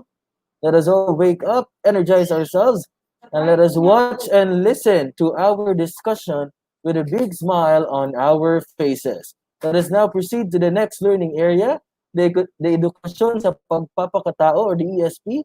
And to give us a walkthrough with the MELCs in ESP, we have Region 11 Education Program Supervisor, Dr. Maria Cielo D. Estrada. Okay, so we have just heard the discussion of Dr. Dominog on the MELCs in Aralpan. My task is to present to you the MELCs in Edukasyon sa Pagpapakatao, and based on the session guide which was provided to us, this is the flow of this presentation. The first part is the presentation of the conceptual framework of the Edukasyon sa Pagpapakatao, to be followed by the walkthrough of ESP MELCs. Within this walkthrough of the ESP MELCs ay yung mga paraan ng pagpili ng MELCs, paano gamitin ang MELCs, pagtaluntun sa MELCs sa bawat key stage, and then to be followed by the third part, which is the unpacking of competencies, and the fourth part are the parts of a lesson exemplar. Okay, but before I'll proceed, let me first acknowledge the support of our Regional Director, Dr. Evelyn R. Calvero, our Assistant Regional Director, Dr. Maria Ines Asuncion, and then our CLMD Chief, Dr. Janet Veloso, and to all men and women in DepEd Regional Office 11 who made this meaningful session possible. Good day to all of you. So So here are the objectives of this 40-minute presentation. Sa pagkatapos ng sesyon, inaasahang ang mga kalahok ay nakapagpapaliwanag ng mga batayang conceptual ng ESP, tamang paggamit ng mga MELCs sa pagkatuto, or the teaching learning tungo sa mabisang pagpapadaloy ng mga aralin sa ESP sa batayang edukasyon. Mga suggested steps in unpacking the learning competencies and mga bahagi ng lesson exemplar. And maybe the most important objective is for the participants na maibahagi ang mga natutunan sa mga kaguruan ng ESP sa kanilang mga STOs. Okay. Ano po ba yung mga inaasahang outcome? If we have those objectives, we will be expecting some meaningful outcomes after this. These are its expected outcome. The first one is the immediate outcome, which is yung mga kalahok na nakapagpapaliwanag ng malinaw ng paggamit ng mga MELC sa mga pagsasanay at lock or the learning action cell sessions tungo sa mabisang pagpapadaloy ng mga aralin sa ESP. The next outcome is the enabling outcome. Ito yung mga gurong tagapagpadaloy sa mga na may commitment sa pag-aplikla ng pagtuturo ng ESP sa mga MELC ayon sa konteksto at yugto ng pag-unlad rather ng mga mag-aaral. And then the final outcome, mga mag-aaral na nagpapamalas ng mga kaalaman, pag-unawa, kasanayan at pagpapahalaga mula sa mga MELC at mga tungungin ng ESP asignatura. We know that everything that we are doing in DepEd will surely be redounding or with that objective of having it redound to the benefit of all our learners. So yun siya. Okay. And then, as mentioned earlier, this is the flow of this presentation. The first is the conceptual framework, then walkthrough, and then the unpacking of competencies and the parts of the exemplar. And now, in the past presentation, we've known and we've seen that all that are happening in this department right now is because of the COVID-19 pandemic. It is anchored on the premise that we will be exhausting our human capital if we will stop educating our people, if we are going to stop our education system, all our human resource, our human capital, the human capital of this country will be exhausted. So what could be the role of the ESP during this pandemic? There had been scenarios that we've heard, even to the extent of putting aside the ESP and just focus on the other core subjects. Such could not be done because we also need to educate the hearts of our learners. We need to educate them. Ang edukasyon sa isip na hindi nagbibigay edukasyon sa puso ay hindi tunay na edukasyon. I hope you will agree with me on that. Okay? And then, ang ESP bilang asignatura is teaching our human capital on how to become human. Nagbibigay ito ng edukasyon sa pagiging ganap na tao.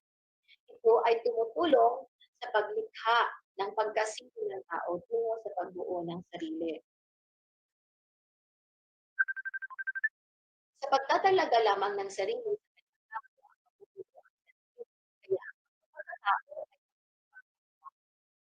here comes the target outcome.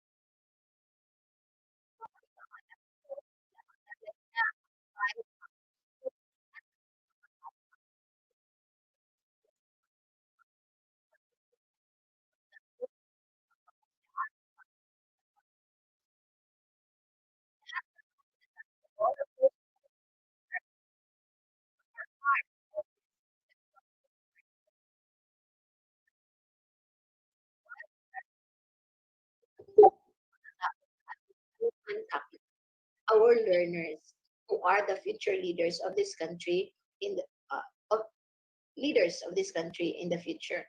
All right. So, lahat ng mga yun ay nakapaloob sa apat na tema. From kinder to grades 1 to 10. So there are 4 themes. The first one is about pansarili, sarili. Pananagutan pansarili for theme 1. Theme 2 is for pakikipagkapwa at katatagan ng pamilya. Theme 3 is paggawa tungo sa pambansang pag-unlad at pakikibahagi sa pandaigdigang pagkakaisa. And theme 4 is pagkamakadiyos at preferensya sa kabutihan. From kinder to grades 1 to 6, yung theme 1 is for quarter 1, yung theme 2 is for quarter 2, yung theme 3 is for quarter 3, and yung theme 4 is for quarter 4. And these are all presented in spiral progression. Okay, the same is true with grade 7, 8, 9, and 10. Theme 1 is grade 7, theme 2 is for grade 8, and theme 3 is for grade 9, and theme 4 is for grade 10.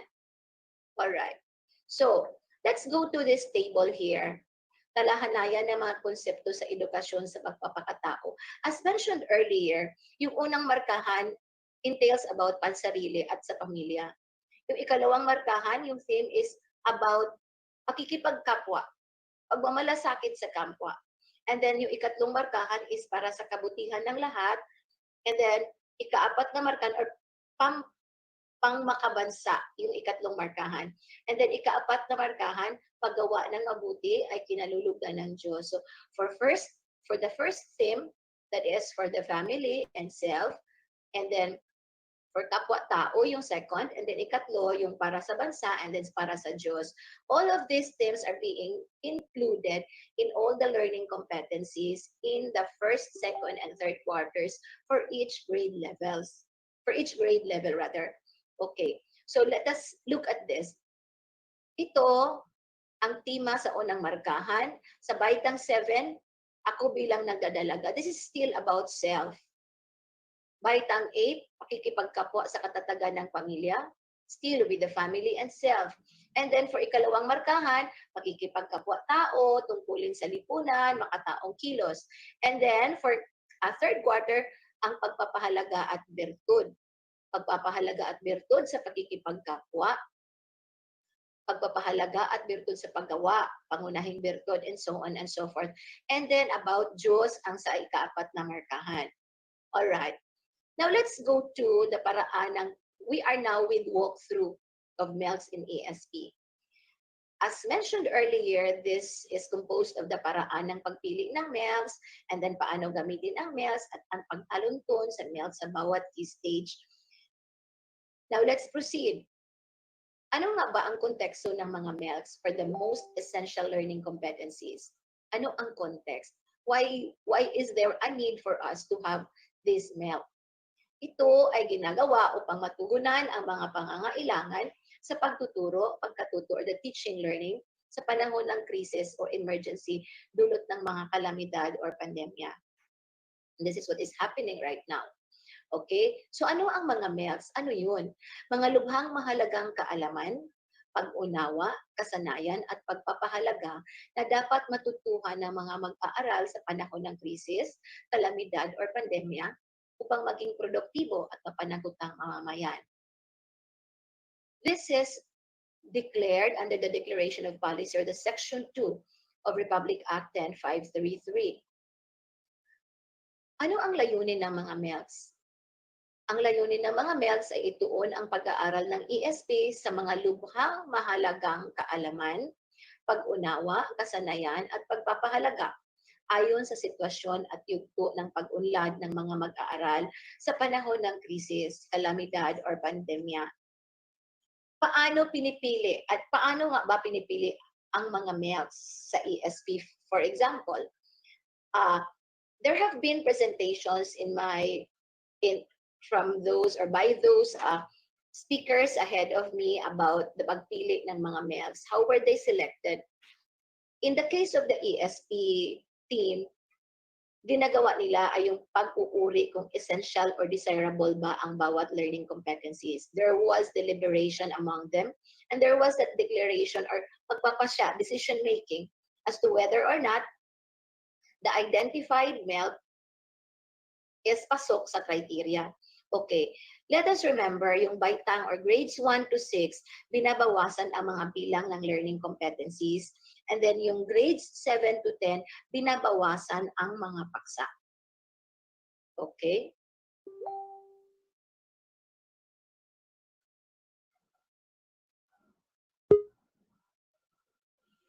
Alright. So ang learning competencies ay essential. Paano nga ba siya? Bakit siya tinatawag na essential? Kung pumapasok siya or ina-address niya ang itong mga kriteryang ito. Okay. Standards, this is what we call as ST clips. Okay. Standards for ST, and then letter C is concepts, and then life for L, and then priority for P, and school for S. Pag ang learning competency ay sumasalamin or sinasalamin ang mga pambansang pamantayan sa pagkatuto that addresses the standards. Pag ito ay may kaugnayan sa mga mahalagang konsepto sa ibang asignatura, it addresses the concepts. Pag ito ay nailalapat sa buhay, that addresses life. Pag ito ay lubhang mahalagang pag-aralan nila, ito kung ikukumpara sa ibang LC, or lubhang mahalagang pag-aralan dapat nila kung ikumpara sa ibang LC, lalo na kung titigil sila sa pag-aaral sa susunod na taon, dapat itong i-prioritize. So, sa paaralan lamang ito matutuhan kung hindi nila ito matutuhan sa mga magulang at komunidad. So, these are the criteria which will determine or which will help us decide whether or not a particular learning competency is really essential or part of the most essential competencies. And that was what they did in the central office. Kapag kulang o walang katangian ng mga ELC, hindi sila kasali. Alright. So, paunawa lang po, binawasan lamang ang bilang ng mga learning competencies sa baitang 1 to 6 or sa grades 1 to 6 at ang bilang ng mga paksa sa junior high school. Ang mensahe or esensya ng paksa o learning competency. Ano po ba yung mga batayan gamit ng mga taga-central office in charge in the identifying or the selecting of the most essential learning competencies? According to them, ito yung mga criteria sa pagpili ng mga MELCs, yung sinasabi kanina, yung ST clips. And then, yung developmental tasks ni Robert Havighurst. Then yung pamantayan sa pagkatuto, yung provided learning standards in the CG, which was issued in May 2016. And then yung struktura ng curriculum. Okay? So, ano yung mga criteria sa pagpili ng mga MELCs? Ito yung REL, readiness. Readiness for the next level of learning. May taglay na prerequisite sa susunod na antas ng pagkatuto. And then yung endurance, yung pangmatagalan. Ibig sabihin, or it means to say, that if the learning competency will go beyond or will stay in the heart and mind of the student, will go beyond even after the test or even after a particular activity, which this learning competency is being achieved, tumatagal sa puso at isipan ng bata. That will make sure, that will help us determine na itong learning competency na ito is or will address the endurance test. Okay? The L there is the leverage. May maximum na pakinabang. May maximum na pakinabang sa pagkatao ng bata. Kung ang LC or learning competency na ito ay may maximum na pakinabang sa pagkatao ng isang tao, dapat lang siyang isali as part of the most essential learning competency. Okay. Ano-ano yung mga pamantayan sa pagkatuto or learning standard gabay sa pang-curriculum? Pangkalahatang pamantayan or the learning standards, pamantayang pangnilalaman or the content standards, and the pamantayan sa pagganap, yung performance standards. All of these are provided in the curriculum guide issued on May 2016. We have to realize that bago natin maabot itong learning competencies, dapat kailangan alam natin yung learning standards, alam natin yung content standards, and alam natin yung essential understanding. Dapat yung teacher alam niya so that she will be able to fully understand as to how to arrange the curriculum or how to arrange the activities which she wants for her students rather to pass through or to go through in order for them to be guided as to what learning competency shall they achieve in that particular activities. Okay? So, sa baitang 1 to 6, ito yung estruktura ng curriculum. In grades or levels 1 to 6, grades 1 to 6, ang mga learning competencies na may nakapaloob na batayang konsepto, kahit hindi direktang binanggit ito. Just like here, for example, in grade 1, in the first quarter of grade 1, may learning competency na nasasabi na nakatutulong sa paglinang ng sariling kakayahan ang wastong pangangalaga sa sarili. In grade 3, there is this learning competency sa ikatlong markahan na kapag papahayag na isang tanda ng mabuting pag-uugali ng Pilipino ang pagsunod sa alituntunin ng pamayanan. Okay? Sa junior high school naman, ang 4 na uri ng mga kasanayan sa pampagkatuto o learning competencies sa bawat paksa batay sa 6 na kasanayan sa cognitive process dimensions. This is under DepEd Order number 8 series of 2015.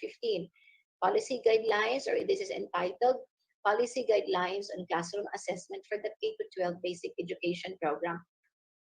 So, andoon yung 6 cognitive process dimensions. Mga uri ng kasanayang nililinang sa bawat isa sa 4 na learning competencies at ang mga tanong na sinasagot ng bawat learning competency. So, for grade 7 to 10, ito yung mga learning competencies. Learning competency number 1, LC2, LC3, and LC4. Anong nandoon sa LC1? Knowledge. Ano yung guide question? Anong kaalaman ang kailangan upang maipamalas ang mag-aaral ang pag-unawa? For LC2, it entails comprehension, analysis, and evaluation. So ano yung guide question? Anong kasanayan ang dapat maipamalas tungo sa pag-unawa? For LC3, comprehension and synthesis, ito yung guide question. Ano ang pinakamahalagang mensahe na dapat maunawaan ng mag-aaral? At for LC4, application. Ano ang dapat maipamalas ng mag-aaral bilang patunay ng pag-unawa? So, ito na yung ipamamalas na ng bata kung ano ba yung dapat na ebidensya to prove that he really understood something from the lesson. Okay. Mga katangian ng batayang konsepto o essential understanding na nasa ikatlong LC. Now, let's go back to the ikatlong LC, comprehension and synthesis. Alright? So, it must have endurance or pangmatagalan o panghabang buhay. Kailangan ng mag-aaral ang LC na ito kahit tapos na siya sa pag-aaral. Yun yung sinasabi ko kanina, that if the learning competency will remain in the heart and in the mind of the student, even beyond a particular level or a particular grade level, a particular activity, or particular quiz or test. Dapat yan siya ay i-declare na it passed through the endurance test. Mailalapat niya ito sa mga konkretong sitwasyon ng buhay at sa anumang profesyon o curriculum exit na pipiliin niya. Hindi ito maaring maanod sa pagbabago ng panahon.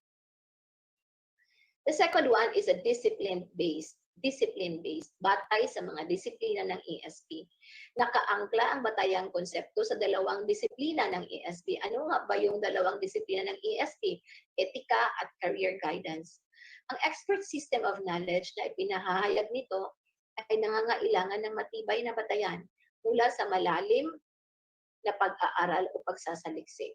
And the third is the needs and coverage. May napakaloob na mga konsepto.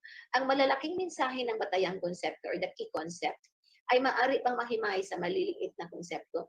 And this is where the unpacking will come in. Okay? We just need to understand ano yung key concept, ano yung dapat pang matutunan beyond what we see in the facade of a particular learning competency. Meron yan sa ilalim, meron yan. So, good teachers really do unpack because only teachers who understand well the learning competency will be able to fully understand kung ano yung mahimay-himay niya or maliliit na konsepto na dapat maintindihan ng mga estudyante. And then the next one is the potentially engaging.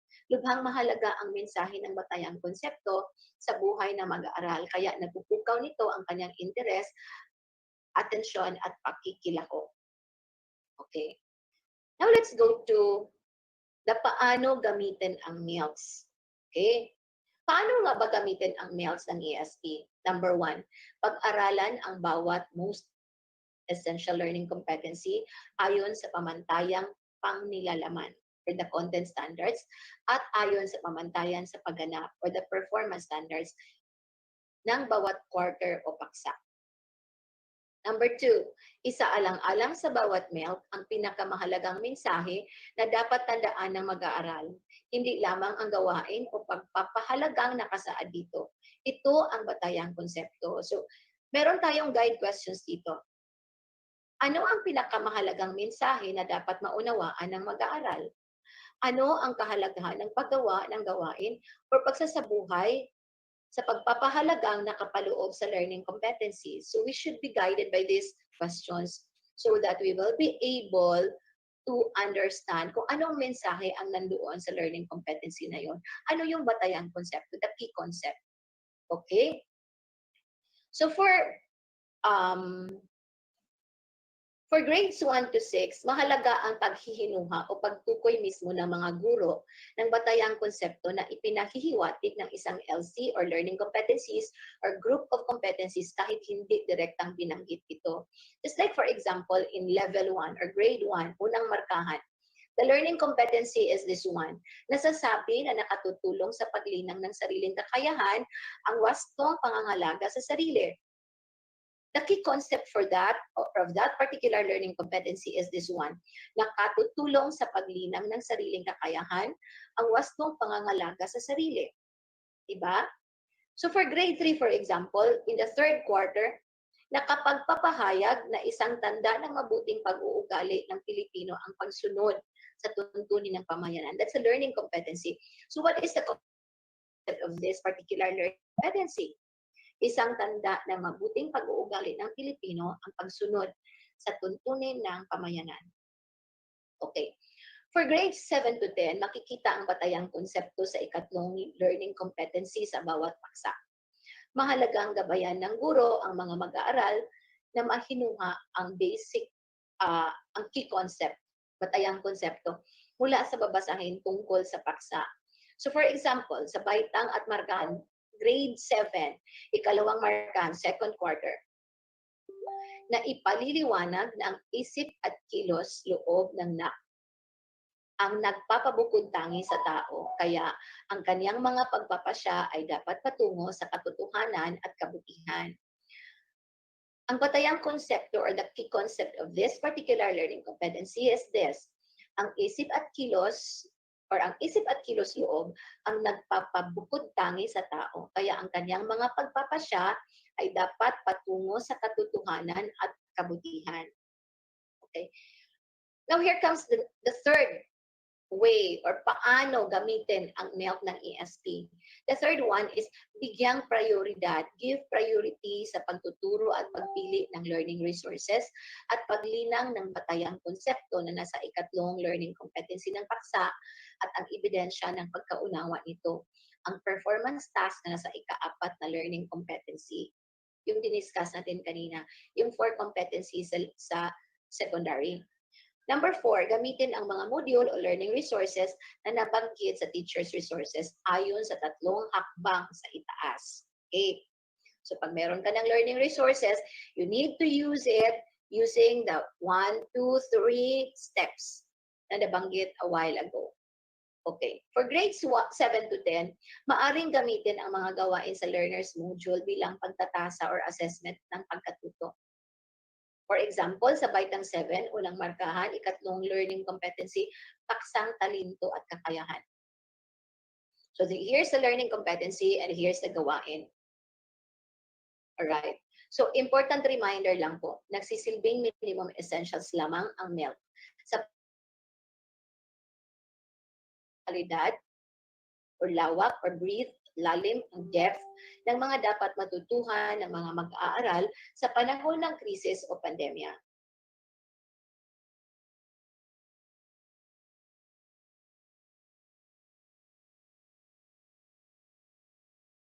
Ng ESP team sa central office, ang nangyayari po doon, merong mga learning competencies na na-enhanced or binago, merong niribisa upang pagbutihin ang pagkakalahad, merong mini-merged or pinagsama. For example, dalawang na ipahahayag ng ikalawa ang diwa ng una. And then merong dinadrop, isinasantabi.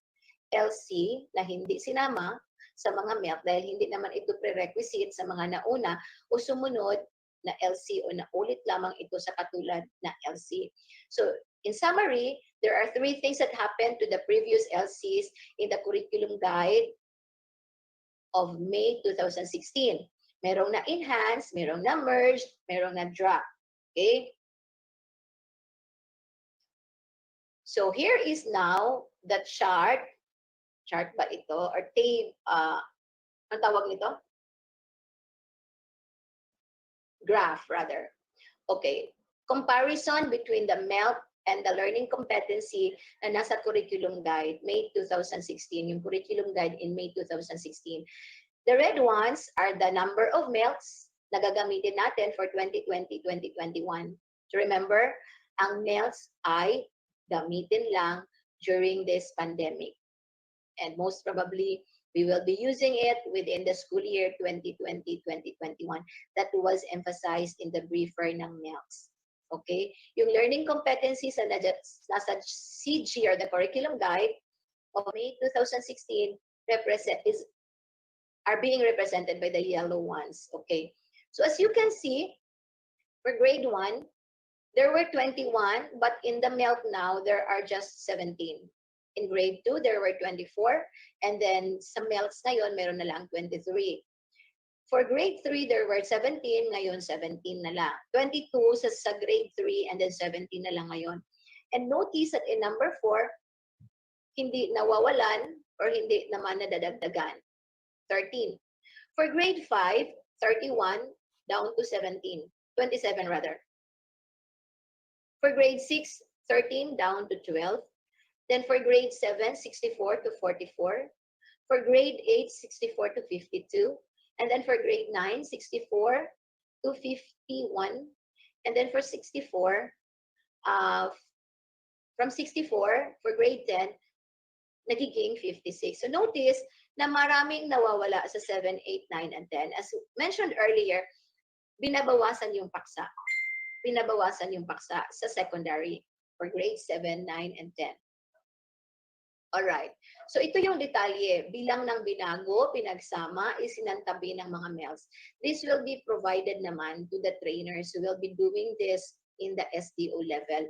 So for example, in Baitang 1, in level 1, in grade 1, there were 21 in the May 2016 curriculum guide. Walang binago, walang pinagsama, pero may isinantabi. So there are only 17 number of MELCs, total number of MELCs for the school year 2020-2021. And the percentage compared to the previous CG, 81% of MELCs are being carried over from the CG of May 2016. So another example, for grade 3, there were 22, walang binago, walang pinagsama, pero may isinantabi, naging 17 na lang. All right. For grade 2, there were 23, may binago. Curriculum, learning competency 9, 10, and 11, binago siya, ni-revise lang siya, pero walang pinagsama, walang isinantabi. So it makes 23 MELCs for grade 2. All right. For grade 7, walang binago, walang pinagsama, pero maraming sinantabi. For grade 8, walang binago, walang pinagsama, pero maraming isinantabi. For 2016, all right, wait for a while. Mahalagang paunawa, sa paggamit ng MELCs ay nakaayon sa napapanahong krisis o pandemya. Ang mga MELC ay magsisilbing minimum essentials, ngunit hindi dapat isakripisyo ang kalidad. This has been mentioned earlier, the lawak and the lalim ng mga dapat matutuhan ng mga mag-aaral sa panahon ng krisis o pandemya. Kaya inaasahan pa rin ang pagpupusa, dedikasyon at commitment ng mga guro, gabay ng mga tagamasid at pagpapatupad ng mga MELC na ito. So here's another example for grade 1. Pamantayan sa pagkatuto, anong ginawa ng mga members of the deliberating team doon sa central office? For example, tungkulin sa aking sarili at pamilya. Ito yung learning standards. And then for the first quarter, merong learning competency na nakikilala ang sariling gusto, interest. Look at this, pinanatili ito. Ang dahilan is tumutugon sa mga criteria ng endurance. And when you say endurance, na-mention na yan kanina, yung mga learning competencies that remains in the heart and mind of the learner, even beyond a particular test or a particular quiz or particular activity. Okay? Now let's go to the unpacking of competencies. Much have been said about the unpacking of competencies. I am so sure that a lot of my co-supervisors in the CLMD have mentioned already about unpacking of competencies.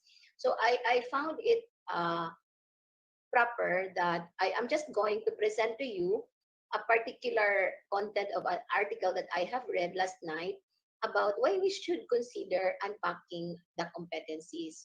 So here are those answers, or here are the answers of that particular question. Number 1, teachers who do the work to unpack standards or learning competencies are the ones who understand them. Meaning to say, yung mga teachers na gumagawa ng unpacking, medyo sila yung mas lalong nakakaintindi doon sa particular learning competencies na yun.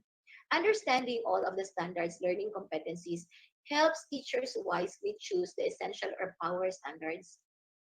Identification of the depth of knowledge required of the standards leads to more thoughtful lesson design. Laser-like focus, take note, laser-like focus on the standards and team-created common formative assessments go hand in hand. And then the unpacking process keeps the focus on all students learning at high levels. Why? Because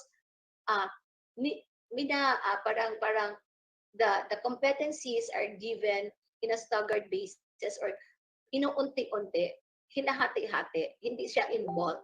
So if the teacher has the capacity of unpacking, let the teacher do the unpacking or let her unpack, because that will benefit or that will redound to the benefit of the learners. These are the suggested steps in unpacking learning targets or learning competencies. Suggested lang po. Number 1, read the standards as a team. So work with your co-teachers. And then circle the verbs. underline the nouns and noun phrases, determine the number of targets found within the standards, write as separate learning targets, remember to keep the core language intact at all times, do not omit any part of the standard, determine the depth of knowledge required of the standard, pull the academic vocabulary from the standard, unpack all of the standards before digging into how the standards will be taught and assessed. That's good. Read all of the unpacked standards to determine the standards you will prioritize. So I hope this will help us in the process of unpacking our learning targets or learning competencies. Okay? Now let's go to pagtatalunton sa bawat parts of a lesson exemplar. All right. So in the previous activity of the CLMD last week, we had our orientation in the development of learning resources or on the development of learning resources that was given by Dr. Almasan. And these are the parts of the lesson exemplar which was also part of the discussion which was made by Dr. Almasan. So for the benefit of those who were not there in that particular orientation, may I now present the parts of the lesson exemplar. As you can see, the lesson exemplar is just like a detailed lesson plan.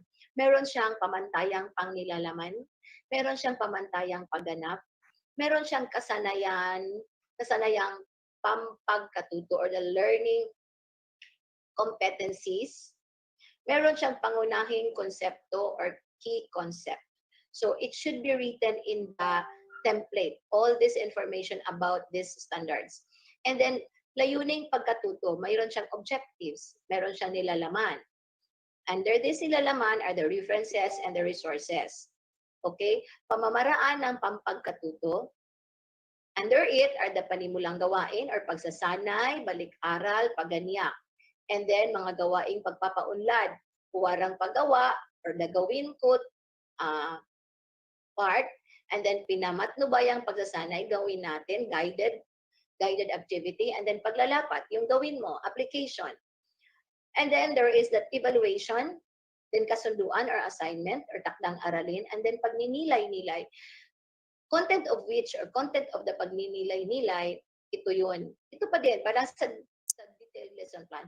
Bilang ng mag-aaral na nakakuha ng 80% sa evaluasyon, bilang ng mag-aaral na nakakuha ng score na mababa sa 80% at binigyan ng karagdagang gawaing pang-remedial, mabisa ba ang mga araling pang-remedial, and so on and so forth. And then your name, and then the school and the division below. Alright, yun siya ang part ng lesson exemplar. So with that, I would like to quote Martin Luther King when he said, Jr., when he said, somewhere along the way, we must learn that there is nothing greater than to do something for others. So all of us here are destined to do something for others, and I would like to congratulate all of us because we have done such noble action or act that would help others. Let us help our co-teachers, our co-employees in the field so that they will be fully guided as to what they are going to do, especially in addressing the problem given by the pandemic, in the delivery of instruction, and in the utilization of our most essential learning competencies. So with that, I would like to say good day to all of you and God bless us all. Thank you so much, Dr. Maria Shelo D. Estrada, the focal person in ESP and SPL, and an education program supervisor of DepEd Region 11. I would also like to thank all our active commenters in our YouTube live broadcast. Salamat po sa inyong pagiging vigilant dyan sa ating comment section. Okay, let us now continue our afternoon sessions and let us keep the ball rolling as we welcome here on screen CLMD Education Program Supervisor Dr. Pedelina O. Huevas, who will be joined later by Sir Chris Valiente of the Bureau of Development of DepEd Central Office to present the most essential learning competencies in EPP, TLE, and TVL.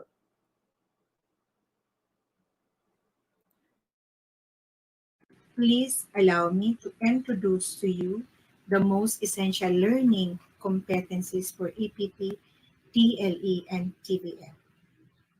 Let me share my slides. Now, just like the previous speaker, I wish to discuss with you the process of the determination of MELCs. Identify the components of MELCs, explore how to use the MELCs, familiarize the MELCs through a walkthrough. Now, we need to remember that all the things that we are doing now are for the welfare of more than 27 million Filipino learners in basic education. But I would like to reiterate that these MELCs will be used by the field implementers for school year 2020 to 2021 only. Now, what is MELCs?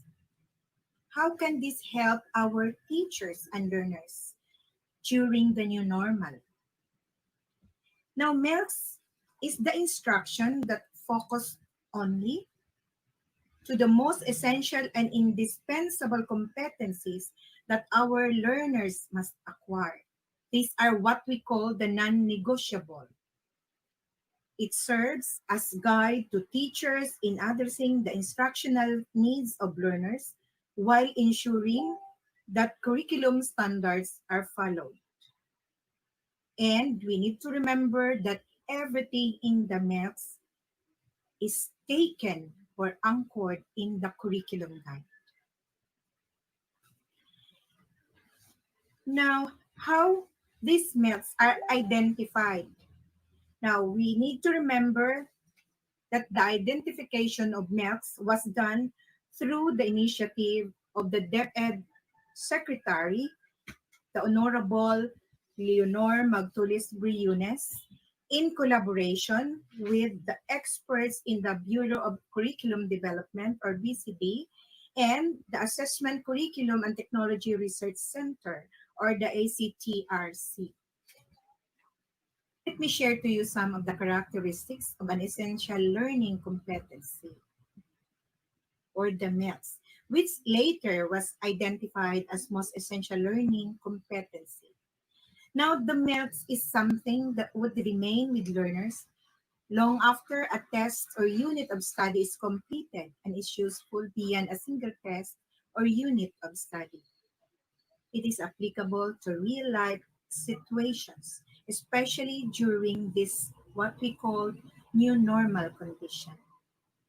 If students leave school, it will still be important for them to have this competency above many others.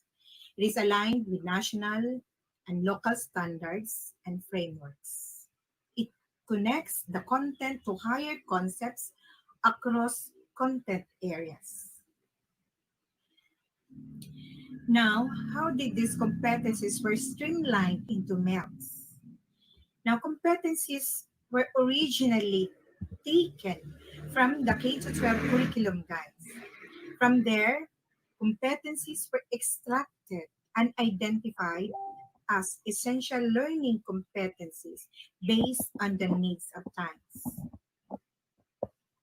Now, in this time of national health emergency brought about by COVID-19, those competencies were again scrutinized and become the most essential learning competencies.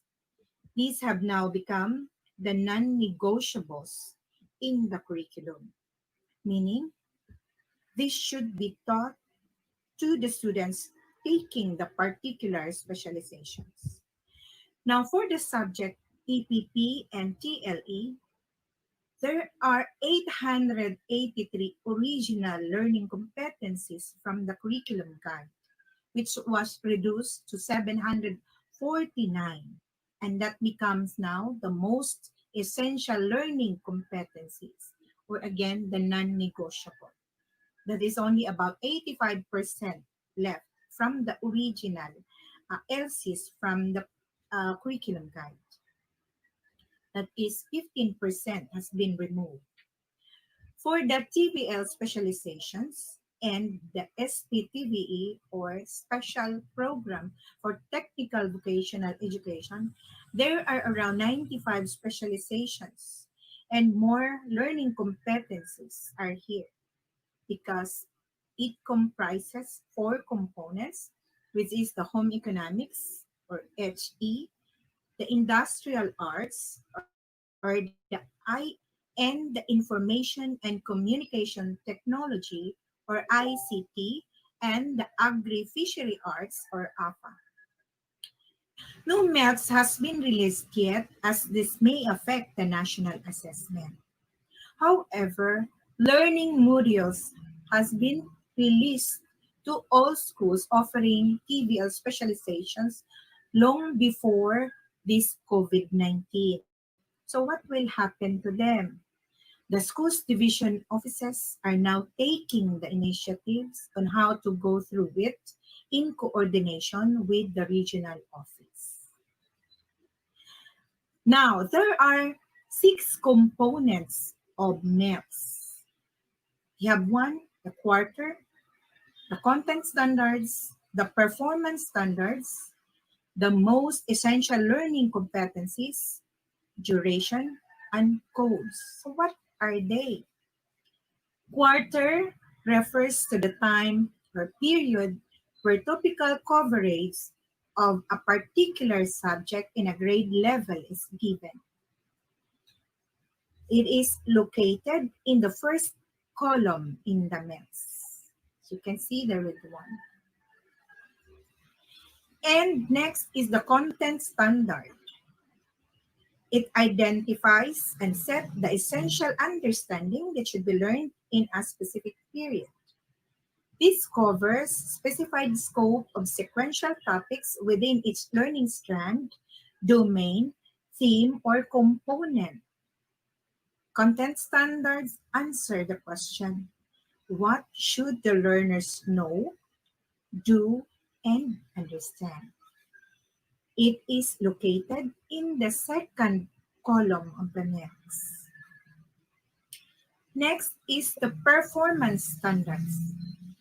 What is performance standards? This describes the abilities and skills that learners are expected to demonstrate in relation to the content standards. The integration of knowledge, understanding, and skills is expressed through creation, innovation, and adding value to products, performance during the independent work, or in collaboration with others. Now, as teachers, we teach our students how to learn. So the performance standards can tell what can learners do with what they know. How well must learners do their work? How well do learners use their learning or understanding in the new normal situations? How do learners apply their learning or understanding in real-life contexts?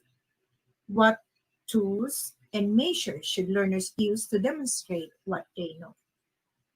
It is located in the third column of the MELCs. Next is the most essential learning competencies.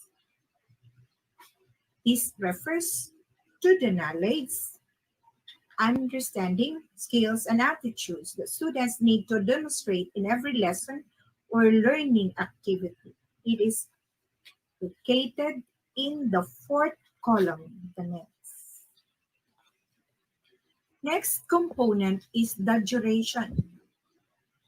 It tells us about the period of time a particular competency will be taught. It is located in the fifth column of the MELCs. Next is the code. Now, this was initiated in order to identify learning competencies that are connected and exhibited spiral progression. These ELCs bear the same code number and is connected to the Learning Resources Management and Development System. This is beneficial for the school heads and supervisors in monitoring the pace and progress of the lessons delivered by the teacher. It is located in the last column of the MELCs. Now, it can be easily understood this way. TLE is the subject. DM, which stands for dressmaking, is the specialization. 9 stands for the grade level. SK stands for the lesson or skirt, because the students will be sewing skirt. And an I stands for quarter. The AC stands for the week, or A, B, C, week 1, 2, and 3. And 1 refers to learning outcome number 1.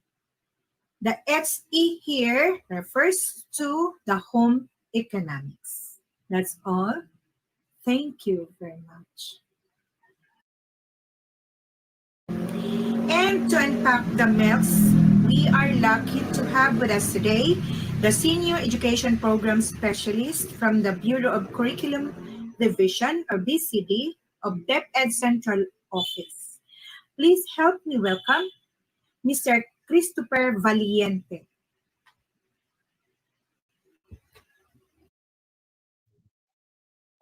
Maayong adlaw po sa inyong lahat. Ako po si Christopher Valiente mula po sa Bureau of Curriculum Development. I am here today to discuss with you the unpacking of most essential learning competencies in the area of EPP, TLE, or the Edukasyong Pantahanan at Pangkabuhayan, and Technology and Livelihood Education. First and foremost, I would like to acknowledge the people from DepEd Davao region. First, Ma'am Evelyn R. Petalbero, the Regional Director. Next, the Chief Education Supervisor of Curriculum and Learning Management Division, Ma'am Janet.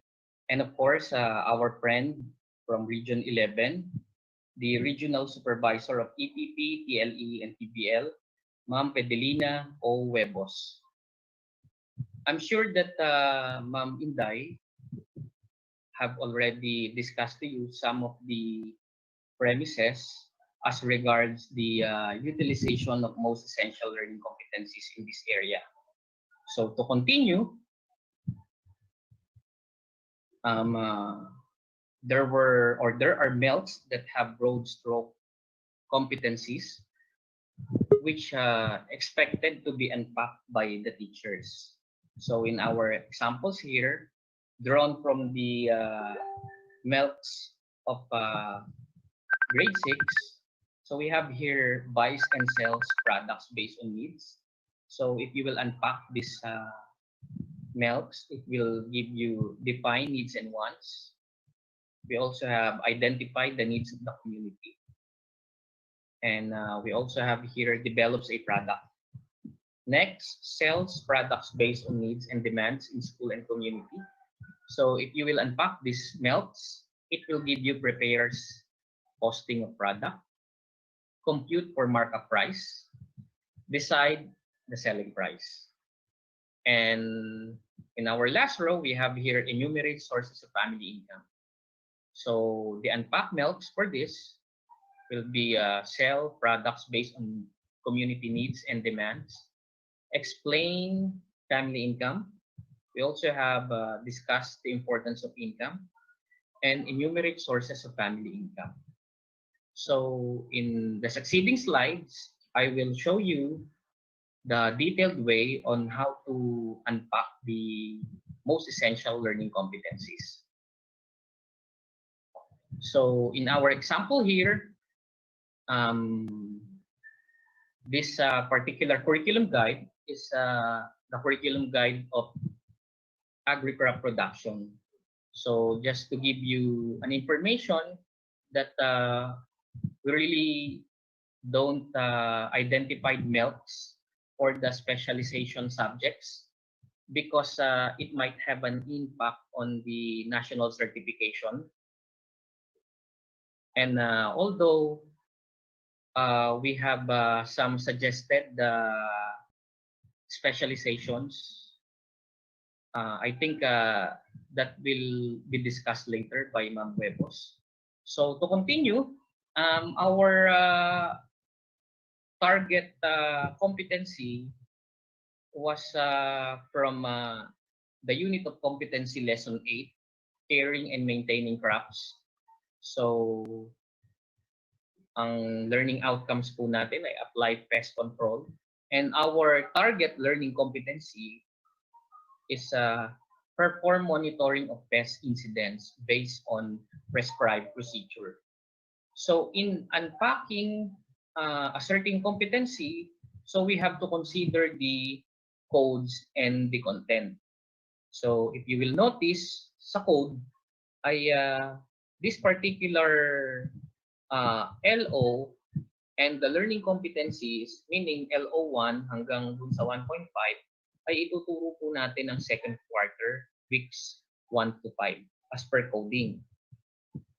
And to elaborate this further, let me show you the slide. Okay.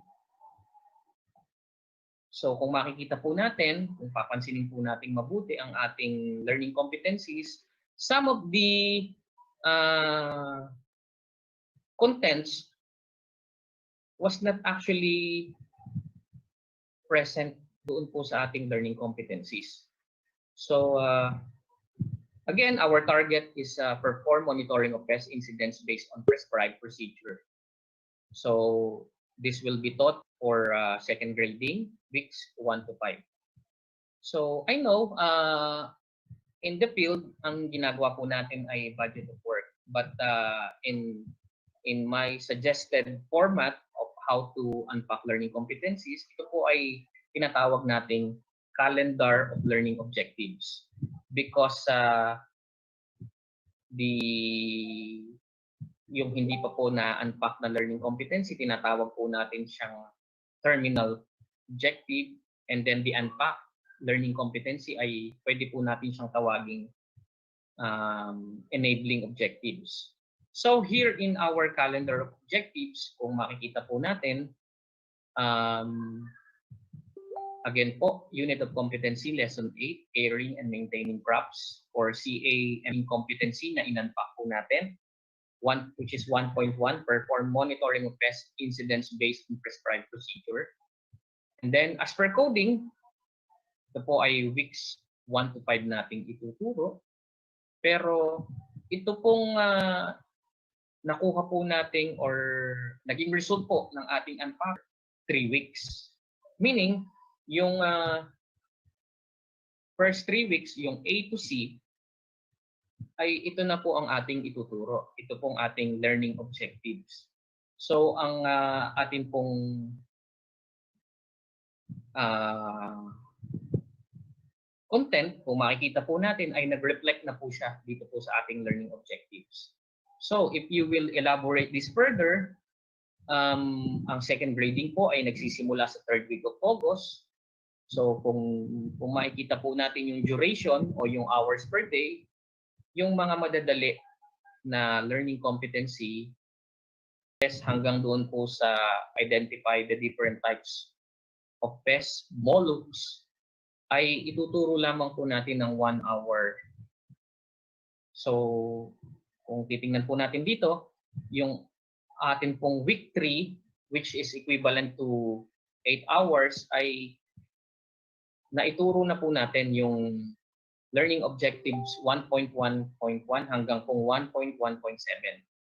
And as I mentioned earlier, yun pong ating content ay present na po sa ating learning objectives.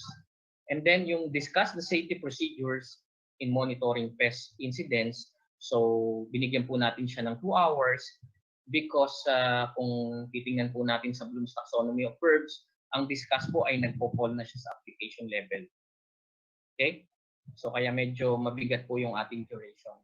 And then for week 4, yung record pest incidents in the locality because matagal-tagal po yan ang pagre-record ng data or pag-gather ng data, especially po doon po sa context ng bata, binigyan po natin siya ng 8 hours or 1 week. And then of course, the reporting of the result monitoring of pest incidents in the locality ay 8 hours din po, or it will be taught in September week 1.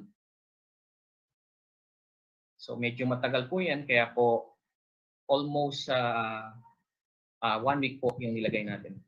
Again, these hours per day, ito po ay suggestion lang po. Meaning, you can contextualize this, or we give you the leeway on the duration, but as per the identified MELCs, these are non-negotiables if you would see, or if you read the briefer of these MELCs. So yun lang po. I think that's the end of my discussion regarding the unpacking of most essential learning competencies. And the rest of the slides will be discussed by the regional supervisor, Ma'am Huevos. Muli po, maraming salamat, and we hope that you are positive with regards to the learning continuity plan of DepEd, na hindi po dapat nawawala ang education in these trying times, because education is the key to success. Maraming salamat po sa inyo.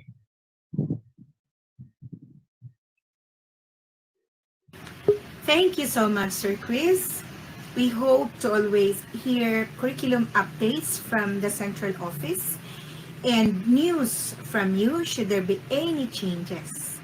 Thank you very much again, and God bless. Be safe, Sir Chris. Thank you. Thank you so much, Ma'am Pedelina and Sir Chris, for giving us the walkthrough for the most essential learning competencies in EPP, TLE, and TVL. At salamat na din po sa pag-discuss ng unpacking. Ayan. So now, before I announce or to introduce our last presenter for this afternoon, isang shoutout lang po to Ma'am Maria Narcisa Galiasa. Shoutout po sa iyo, ma'am. Good afternoon. And sa lahat ng mga nasa Sawata National High School, San Isidro District family. Hello po. And to Sir Arnito Calio Jr. from Limbaan National High School. Ayun po. And like what I was saying, I am about to introduce our last presenter for this afternoon. Kaya wag na po kayong mabagot because we are about to end our afternoon sessions. Do not forget to type in your questions in our comment section below, because right after this session, we are going to proceed to our open forum. Allow me now to welcome on screen to present the most essential learning competencies in MAPEH learning area. We have the Regional EPS, Ma'am Jesseline B. de la Cuesta.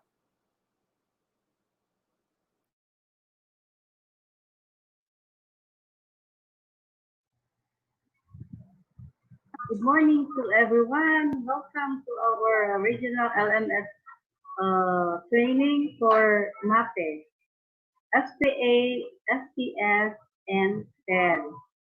But before anything else, I would like to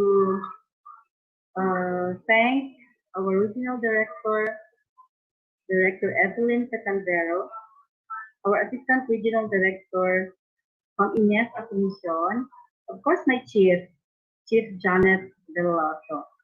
And I would like also to welcome my counterpart, or the Chief of all officers for the curriculum. And I would like to welcome also my counterpart in the division offices for MAPEH, SPA, SPS, and TED.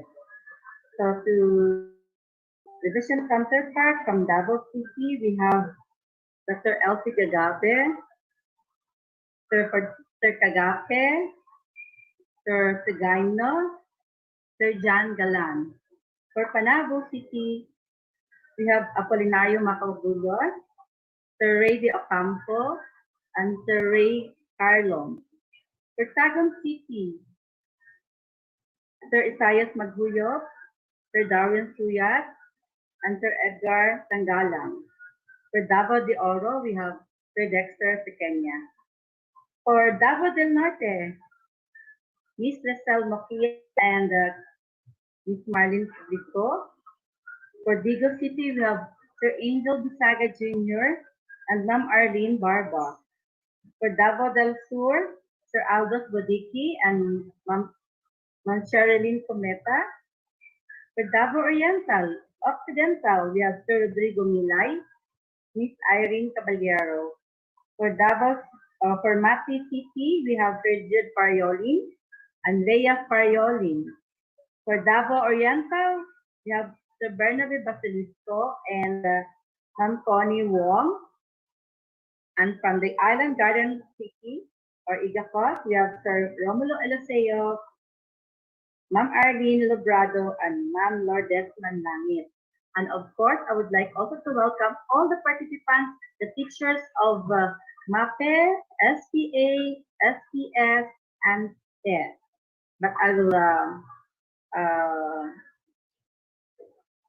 explain to you what is MELC all about. So the Department of Education Region 11, in light of the COVID-19 pandemic and the consequent shortened academic year, the Department of Education, through Bureau of Curriculum Development and the Curriculum Standard Development Division, has produced a list of the most essential learning competencies. So it was done in order to ensure that the grade level standards, along with the corresponding content and performance standards set for each learning areas, are still attained. In the process of identifying the MELCs, the endurance criterion was used as the sole determiner, guided by the requirement that the learning competencies, or the LCs, be useful in lifelong learning.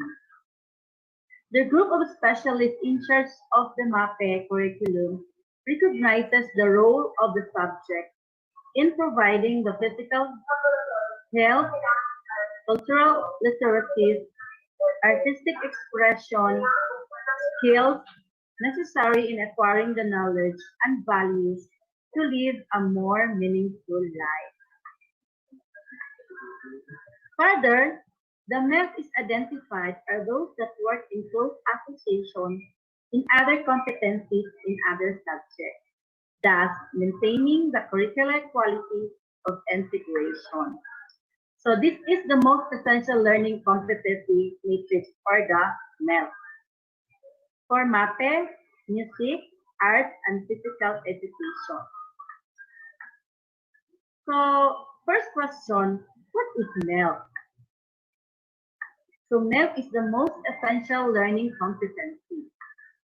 It serves as reference to assist the teachers in identifying the most important learning competencies to be developed, acquired by the learners, and must be prioritized in this crisis situation.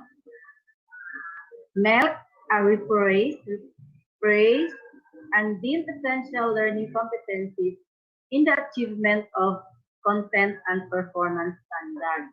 Remember, MELC is school year 2020-21 only. Kasi meron nga tayong COVID-19. So, here's the sample of the MELC for music, art, physical education, and health education. For example, for grade 2 and grade 2 quarter 2, to demonstrate the melodic contour with movement. Nirephrase ito ng demonstrate melodic contour through movement, music writing, may it be in paper or air, and visual imagery. The same with the art, physical education, and health education. So as a general rule, learning competencies are retained. When we say retained, it satisfies the endurance criterion, which greatly contributes to lifelong learning and is a prerequisite skill to the next grade level. Some are merged or clustered if they have the same objective of learning intentions, thus can be combined into one comprehensive learning competency. Some are dropped if they are too specific and the articulation is similar to that of learning topic pairs. Deemed appropriate to be introduced in the earlier quarter or grade level or moved to a later quarter or grade level. So some are dropped. So we said before, some are retained, some are merged, some are dropped, but some also are rephrased. Ibig sabihin, simplified. The process of identifying the MELCs. So we have the K-12.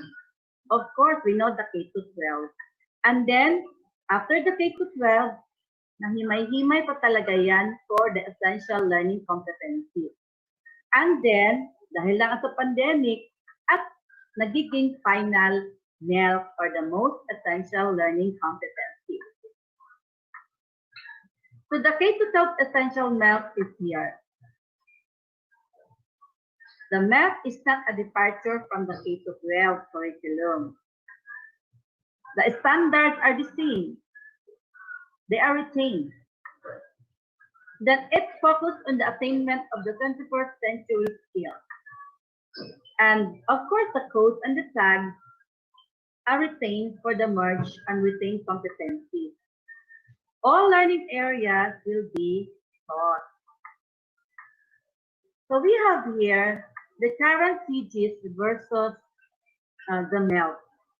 So for the total of all the subjects and the all grade levels, from grade 1 to senior high, we have the current CGs of 14,148. And then here in the MELC, we retain only 5,548. But for the MAPEH, first we have 84. For the grade 2, we have 82 MELCs. For grade 3, we have 102 MELCs. Grade 4, 92. For grade 5, 9. Grade 6, 96. Grade 7, 118. Grade 8, the same with grade 7. Grade 9, we have 114. And grade 10 is 92. From current CGs of 1,436, nagiging 997 na lang. So, kumunti dito sa MELC. So, we have here also the comparison of the MELC per subject or per learning area. So, like in grade 1 or the current CGs, we have 358. For the ELC, diba, from K-12 to ELC to MELC, so nagiging 286 for the ELC. And then to the MELC, nagiging 223. Later, I will explain to you kung bakit siya bumaba. The same with the arts. We have here from 390 to 333. And then the final is 334. I don't know. As you can see, nagdagdag pa ng isa sa MELC. So dito sa graph, makikita mo talaga na bumaba yung nasa MELC natin. So except sa grade 9. And then we have also here for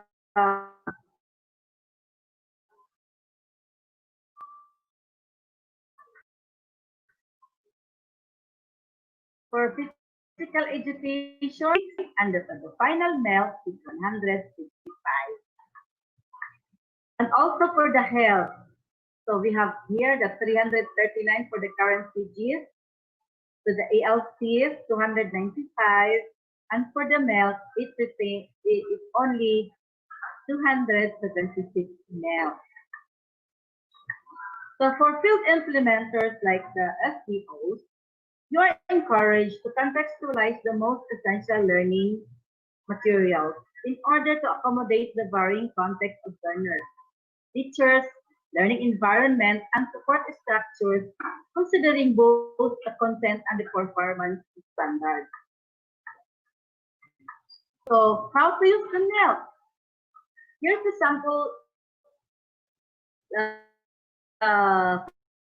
sample MELC of grade 6.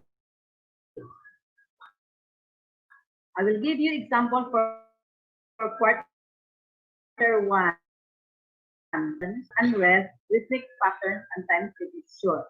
So you will use that content standard. So we have also here the performance standard. And here on the right side is the most essential learning competency. So sa week 1, ilang days yan? Sa music lang yan ha. Week 2, we have 3. And week 4 to 5. And to week 6 to 8. So, bakit ilan lang isang content standard at nagiging 1, 2, 3, 4 siya hanggang 8 weeks? So, gawin ninyo is you add more subtopic or aralin in every learning competencies to hit the targeted LC to 1 week to 6 weeks. The same with to add more topics or aralin in every MELC use in one setting. So you can use that for the whole week. You add on aralin in every MELC. Okay. So the same with the for the art, the same. For the art, meron na talagang siyam na most essential competency. So for week 1 to 9, yan ang mga competencies ninyo. So budget the time, halimbawa sa week 1, so discusses the concept that art possesses elements, pwede kayo magdagdag ng aralin para makuha ninyo ang 1 week. Then, 3rd week, 2nd week, hanggang 8 weeks. Kasi, pag isa lang ang competencies ang gagamitin mo, 1 day lang yun. So, dapat dagdagan mo ng mga aralin. So first day, iba, basta for the whole week, yan yung more adami kang strategies na ituturo mo sa mga mata. So the same with physical education, we have only 4 MELCs. So you must dagdag in some of the physical education are embedded also to other LPs. That's why yung aming ginawa sa grade 3, nagiging nagiging 9. Yung isang competency siya, meron siyang marami siyang modules na ginawa namin. Kasi nagdagdag kami ng mga aralin. So, yan ang nangyari. So the same with grade 6 health. So we have, for the first quarter, we have 5 MELCs embedded. So ganun pa rin.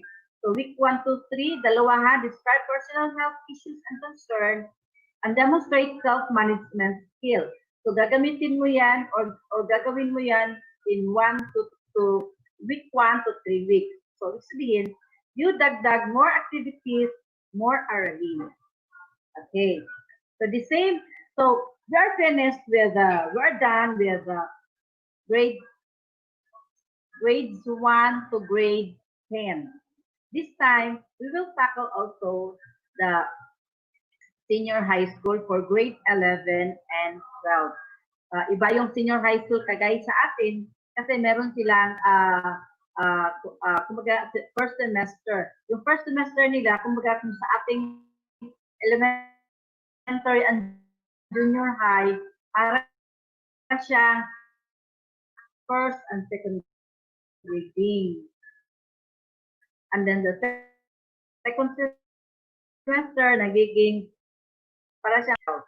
For grade 11 and 12, we have the physical education and health. So, yung tinatawag nating HOPE, Health Optimizing Physical Education. So, we have also here. So, for grade 11, physical education is on first semester or first and second quarter. And then, here's the example or sample MELC for grade 11. The same with The same with elementary and junior high.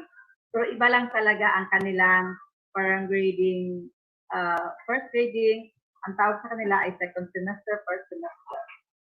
Okay, so ganun pa rin. First quarter, meron silang 9 MELCs. So hanggang ilang weeks yan? Hanggang week 1 to week 10.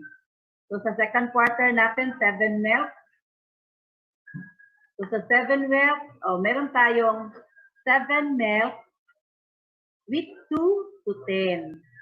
So kailangan you must dagdag. So the teacher talaga ay dapat meron siyang strategy na magdagdag siya ng aralin para sa isang araw meron siyang gagawin. Hindi yung isang MELC lang gagawin niya. The following day wala na siya. So dapat i-plan niya, i-budget niya kung ano ang kanya ituturo for the whole week. Isang competencies, tagtagin niyo yan para dagdag aralin. Okay. For grades 12, physical education is on second semester or third and fourth quarter. So the same sample.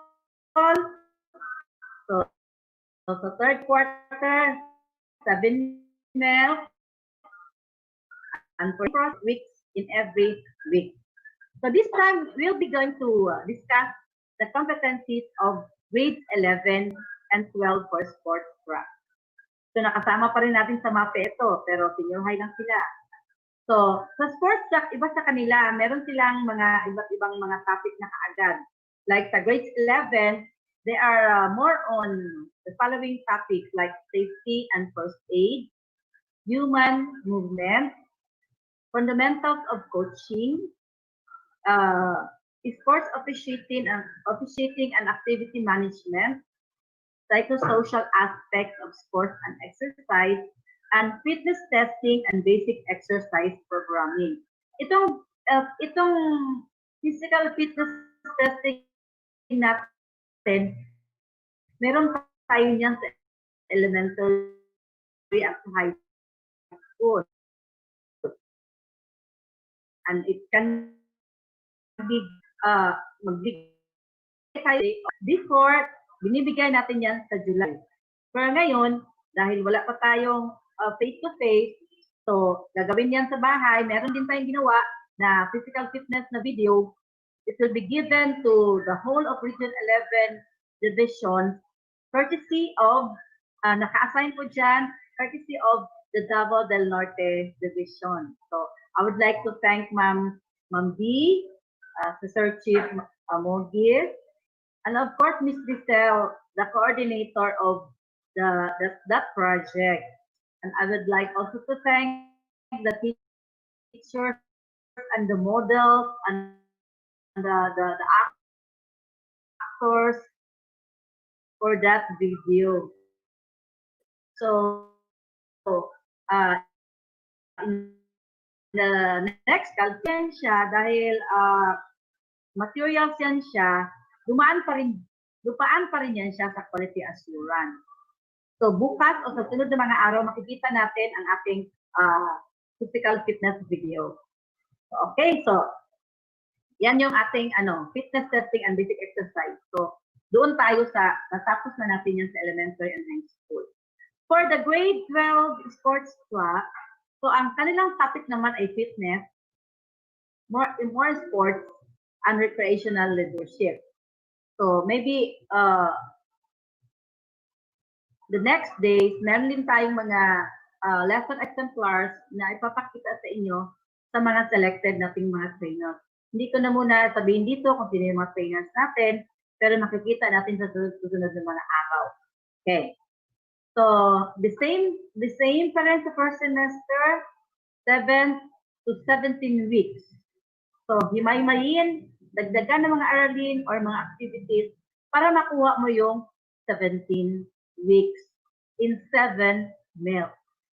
Okay? So, kailangan ang teacher ay maging talaga, maganda kanilang strategies, mga activities para sa ating mga kabataan. Okay. So So part pa rin sa senior high natin, sa specialization natin ay Arts and Design. So dalawa ang atin sa MAPEH, no? Meron tayong Arts and Design and Sports Track. So for the Sports Track for 11, grades 11 and 12, for Arts and Design, we have here the different topics of the grade 11. So the topic for first semester, we have creative industries. So the creative industries, yan yung Arts and Design appreciation and production. Meron din tayong creative industries 2, performing arts. When you say performing arts, movement talaga yan. Okay. So alam niya ng mga senior high schools natin, saka mga SDOs natin na mga Fs. Kasi pumupunta talaga yan sila doon mag-monitoring. So sa Arts and Design, ito yung specific topic ng grade 12 din. So meron silang physical and personal development in the arts, developing Filipino identity in the arts. They have integrated elements and principles of organization in the arts. Meron din silang leadership and management in different arts and design, and production in performing arts. When you say production, siguro ang kanilang gagawin yan as general, sa kanilang natutunan, gagawa sila ng production. Of course, may mga performers. So yan yung kanilang mga activities. Be sure na ang teacher talaga ay magiging creative. Meron na tayong marami sa YouTube, na marami tayong makukuha mga lessons, lalo na ngayon, dahil sa pandemic, meron na tayong mga free na mga webinar. So you grab, take chance, kasi wala na talaga tayong training na face-to-face. Even before, wala din tayong mga training kasi mahal din tayo mag-travel. So the good for this pandemic is lahat ng nasa field ay makikita na nila sa webinar. At it's free. Kagaya ngayon, kagaya sa ating LMS, yung mga participants from division offices, pwede rin silang yung ibang teacher na manood. Kasi gagawa din sila ng kanilang sariling module kung gusto sila magawa para talaga yung kanilang hilig sa computer, sa sa technology natin, kumbaga, wow, marunong ako nito. So, lahat tayo ay nanibago, except yung talagang mahilig sa computer or mga computer literate. So, sa ating mga teachers, even the teachers, even the tayo, mga supervisors, talaga naninibago din tayo sa ganitong mga training. Pero exciting, di ba? Nakakatawa na nakakalito paminsan, kagaya nito na mag-lecture ka na wala kang audience. Pero I know, virtually, andyan lang kayo sa harap ko.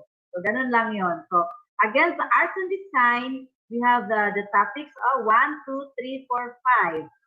So, 5 topics.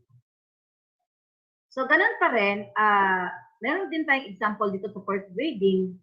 So, 3 MELCs yan in 8 weeks. So, himay-himayin pa rin natin kung ano yung nasa sa MELC. So, at the end of this session, or at the end of my lecture, for those who are interested to have the MELC, just actually na-send ko na sa mga supervisors, sa mga counterparts ko sa division offices. Pero kung gusto niyo direct from me, pwede rin. Just PM me, alam niyo pangalan ko, Jocelyn D. De La Cuesta. So, hanapin mo lang sa Messenger. Sabihin mo lang na kailangan mo ng SPS MELC. Kailangan ko ng SPS SPA MELC. Kailangan ko ng grade 6 MELC. Kailangan ko ng senior high, or dyan sa Hope or sports track and sports track and Arts and Design. So, i-share ko lang ito, nakakatawa kahapon. So, sabi sa group chat namin sa mga regional of supervisor. So, sabi niya, Miss, friendship, saan kaya, meron ka bang Arts and Design? And kung meron niya, nasa pinadalang MELC na sa lahat-lahat. Ilang kayang pages yun? Yung first na MELC natin, 599. dinagdag ang SPS at saka SPA to something like 500 plus. So, hindi ko makita. Ito, you want, himay-himay? Di ba, naka-grade 6 na, grades 1 to grade 6, naka-junior high na siya, naka-senior high na siya, meron siya sports track, meron siya arts and design, at meron pa akong, yung SPA, saka SPS na nakahimay-himay na rin. And I would like also to thank the help of Paulo Salvo, siya yung naghimay-himay na yon. Kasi pag hindi natin himay-himayin, pag ibigay natin sa lahat sa kanila, malilito ka sa paghahanap ng pages 1 to 500 class. Bakit kaya ang ulo nun? So those who are interested or you want to have a copy of that MELC, just PM me. PM is the key. Para naman online, PM is the key. Okay. Pero libre lang ito, wala lang itong bayad. Okay? So at the end of my sharing, I would like to share with you the quotation of our friend Walt Disney. He said, "We keep moving forward, opening new doors and doing new things because we're curious, and curiosity keeps leading us down new paths." Di ba, mga bagong mga pamamaraan? So, natapos din natin pala yung, paano ba ito magpasok sa webinar? So, pindot-pindot ka, anong link? Nakakatawa, nakaka-enjoy. So, ganun din. Another thing we have here, don't fear of the technology, just embrace it. By Anthony J. D'Angelo. So, huwag kayo matakot. Kasi noon dati-dati, matakot din ako dahil baka yung aking pindutin, ma-erase lahat yung aking file. So, explore lang talaga tayo. So, kagaya sa mga lecture natin, yung kahapon, so, para ba, paano yan? Sige lang, you just explore the new thing. And lastly, the only way to make sense out of change is to plunge into it.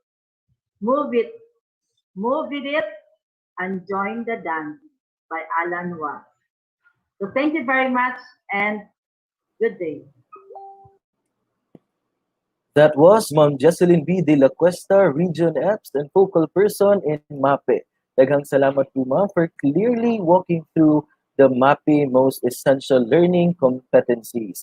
At dito po nagtatapos ang ating walkthrough with the Most Essential Learning Competencies for the Day 2 of the Division Training of Trainers on Management System. Ayan po, shout out lang po tayo sa lahat ng mga guro natin dyan sa Sawata National High School headed by Ma'am Marilyn C. Hara at sa lahat po ng guro natin dyan sa Sagayen National High School. And also, good afternoon po and happy watching to all our teachers from Macgum Integrated School headed by Sir Robert Albayaten. Mayong hapon kaninyong tanan at maraming salamat po for staying with us throughout the whole afternoon for our walkthrough with the MELCs for other learning areas. Ayan. We are actually able to see na po lahat ng mga questions na pinupost nyo sa aming comment section. So in very short while, I will be joined on screen by our Division Education Program Supervisors. In fact, we already have them right now. Magandang hapon po sa ating mga Education Program Supervisors. We have Ma'am Gloria Subo, Ma'am Hello, good Lizelle afternoon. Mutia. Good afternoon, ma'am. Good afternoon, And sir. good afternoon, Ma'am Lizelle. And we also have Ma'am Emeline Saladores. Good afternoon, ma'am. Yan. And I believe that we will also be joined this afternoon by Dr. Daklan and Dr. Labasan. Yan. So mga ma'am, while waiting for our other EPs, i-greet nyo na po muna ang ating mga teachers who are watching us right now. Hello, mga teachers. Good afternoon, everyone. Yan. Sige po.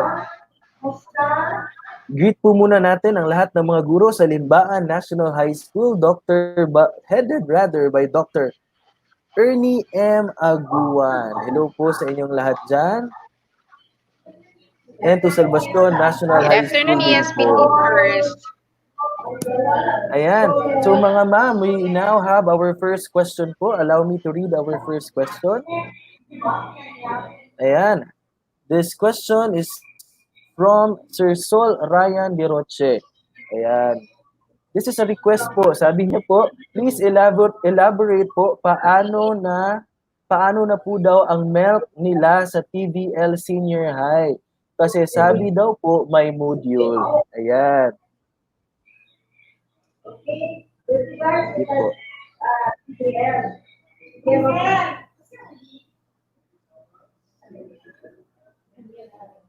I think nakamute po ata ang microphone ni Ma'am Emeline.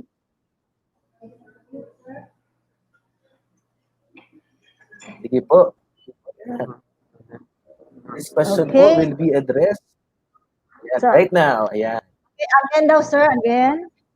With regards to Yung ano po, kanina, yung ating specialization. po about po sa MELC ng TVL sa senior high school po. Yes. Kung meron bang mga module na available Opo. for this coming opening of classes, this coming August 24. So with regards to the module na hinahanap ng mga senior high school, meron tayong mga writers na gumagawa ng ating mga with regards to the activity sheets na ginagawa ng ating mga writers. That includes the elementary hanggang sa senior high school na yan. So again, we have separated also activity sheet for the textbook schools, the Carmen and the Asuncion textbook schools. Yes. All right. Thank you po, Ma'am Emeline, for addressing the concern raised by Sir Sol Ryan De Roche. So, hintay-hintay lang po tayo at may darating din po na module. Ayan. Good afternoon po. Now, we have on screen Dr. Daklan. Mayong hapon, ma'am. Good afternoon. And now, let us have the second question. Good afternoon po. Our second question po is coming from Sir Armando Olmedo, Dr. Armando Olmedo. And his question is, considering that modules are prepared based on MELCs, is there a way that teachers can still modify the activities written in the modules based on the context of the learners? Follow the modules. So, ayan po. So, anyone po can answer the question.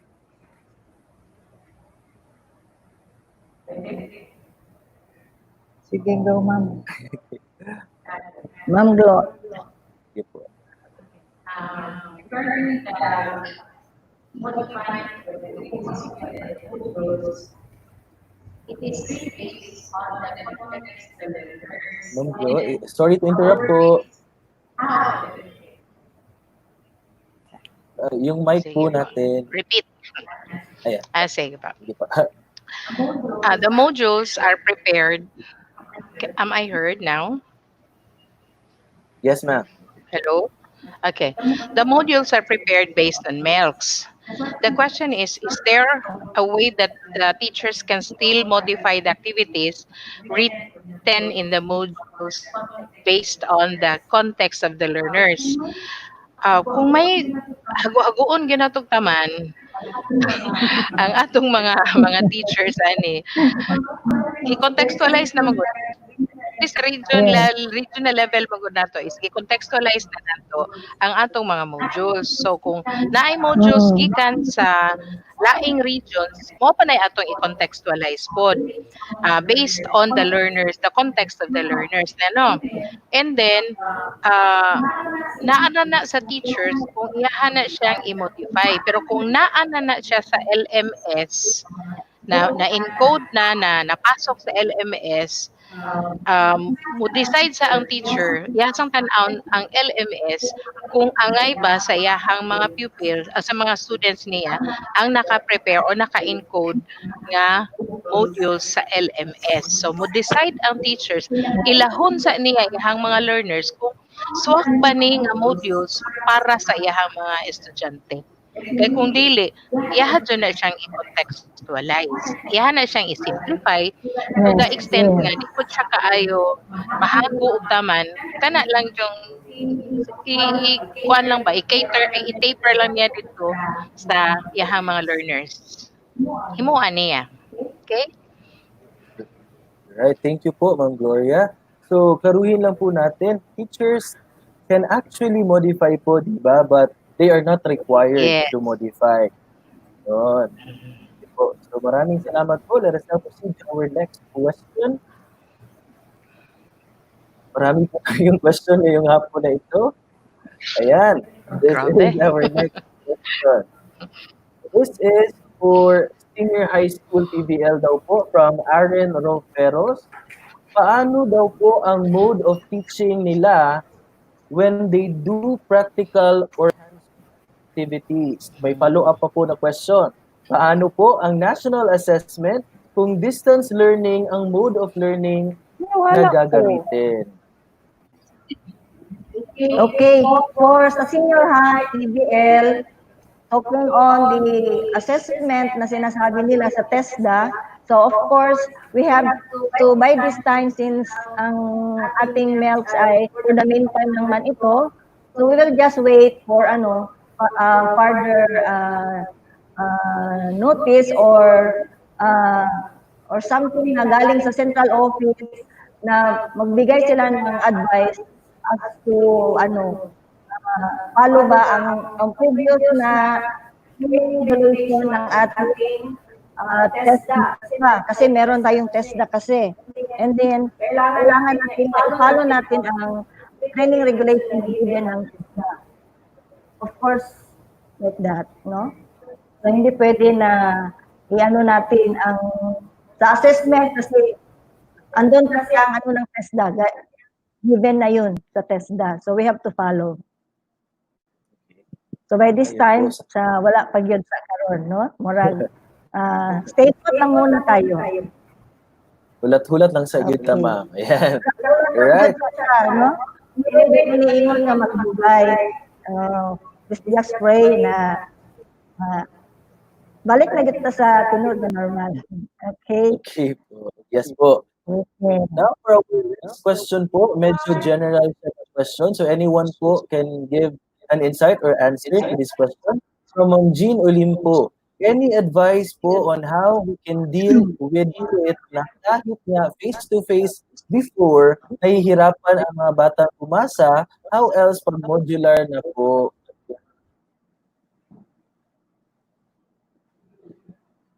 Any advice? Sige po. Sino pong willing magbigay ng advice? Okay. Ma'am Grace? Hello. Good afternoon. Before the next question, I just would like to add to the answers already given by Ma'am TLE Supervisor, Ma'am Meline, with regards to the assessment, it's actually different from the TESDA regulations and that of our learning competencies. Now, our school heads, together with the senior high school coordinators, had actually done the orientation on the implementation of our hands-on with these programs as to the senior high school, and I guess they have already their schedules on how to. There are actually several guidelines, matrix of activities that our learners can still have this learning experience despite the crisis situation that we are facing at this time. So, wait lang nato, no, sa schedule. It's actually patterned from the Central Memorandum 85 of 2020. Now, for the question, any advice? How can we deal with it? Na kahit nga face-to-face before, nahihirapan silang bumasa. So what else pag modular na po? So it here refers to how would a student be guided on how to read or how to learn when even in the face-to-face, they could hardly read. So the Department of Education actually has given already several modes of delivery. In this crisis time, our parents are actually our great partners in the teaching delivery process. So for now, it's on the community, the local community, to choose which among the platforms, now which among the approaches could really fit to the interest and to the level of the students. So it's a matter of how it's a big challenge really this time, but with the concerted effort of the parents, the community, and the teacher, well, our education can still continue and our students be given still the chance to continue education despite the crisis situation. Just adya lang, go. Yes po, ayan. Because all of us teachers can really rise challenges. Kaya laban lang tayo ng laban sa ating new normal situation. Yan, Sir, ma'am. ako idaglag lang. Yes po. Nahirapan silang bumasa. Ang ilang silingan, kabalo man mo basa, manilingan gid sila. Ilaha jong amiguhon ang ilang silingan nga kabalo mo basa. Ayun. Patabang. Tabangay kita ni ma'am. Alright. Sige po. Okay. Let us now move on to our next question.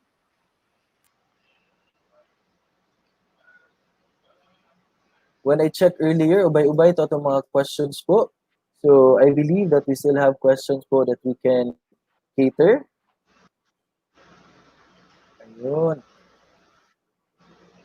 Nana. Yes po, we are still waiting for the next question to be presented on screen. And while we wait po, gusto ko lamang pong i-remind rather ang ating mga teacher participants that we will be presenting po later ang ating Day 2 evaluation link. Kaya siguraduhin po ninyo na you'd stay with us until the end of the broadcast because you have to complete or accomplish our daily evaluation right after we end our live.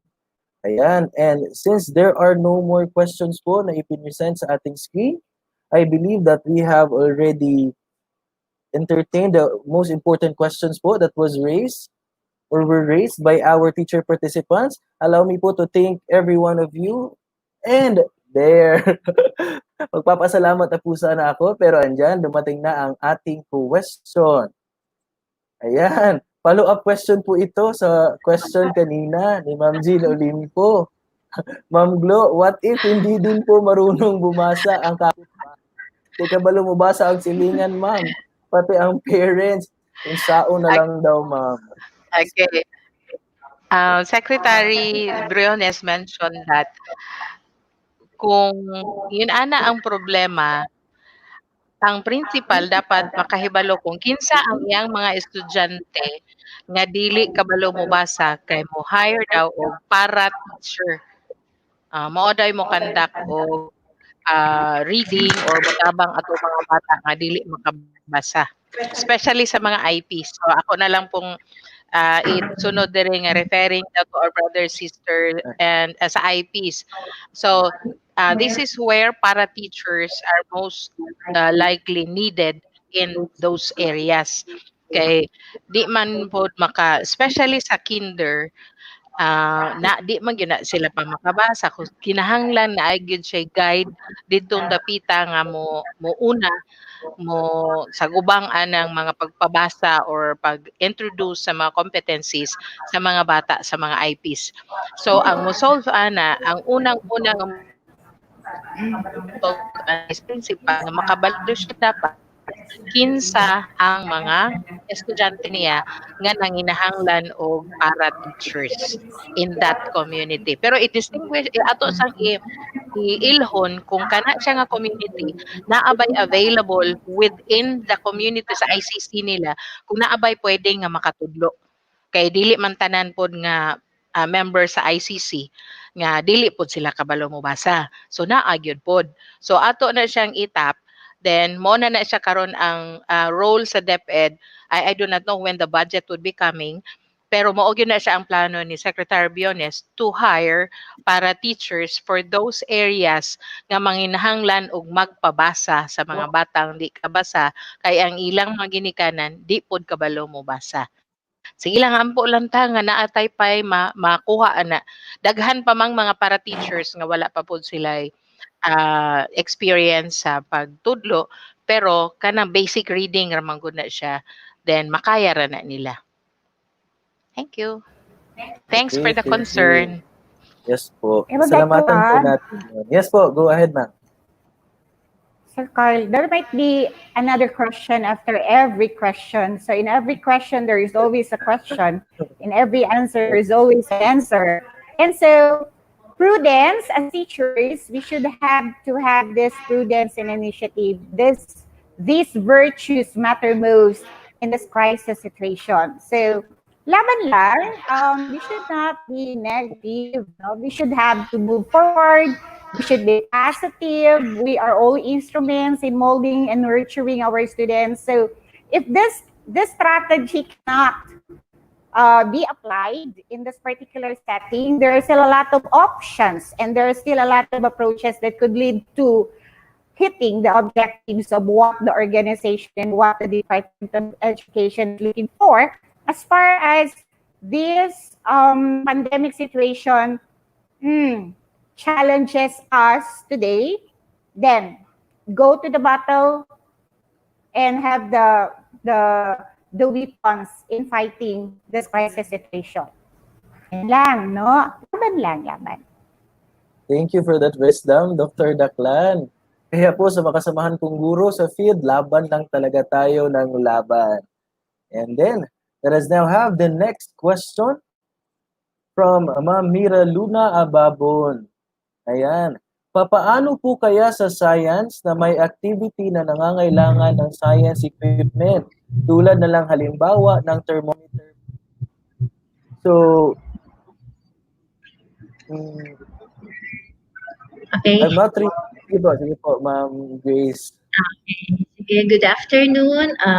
For this particular question for science activity, if we're in that the equipment is needed, I guess naman those, just like the thermometer, no, na there are some available material naman siguro sa inyo. But then if there are none, or wala talagang, halimbawa yung equipment na yun, siguro you can ano naman sa teacher kung ano yung other means na pwede nilang magamit in terms sa mga equipment na unavailable.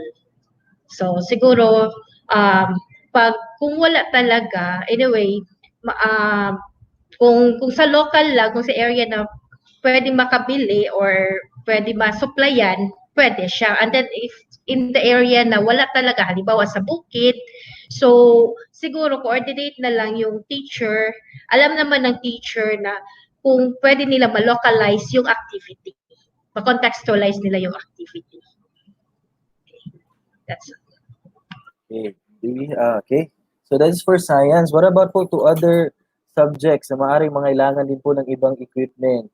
And the equipment is not available po. Do we have other insights from our other apps?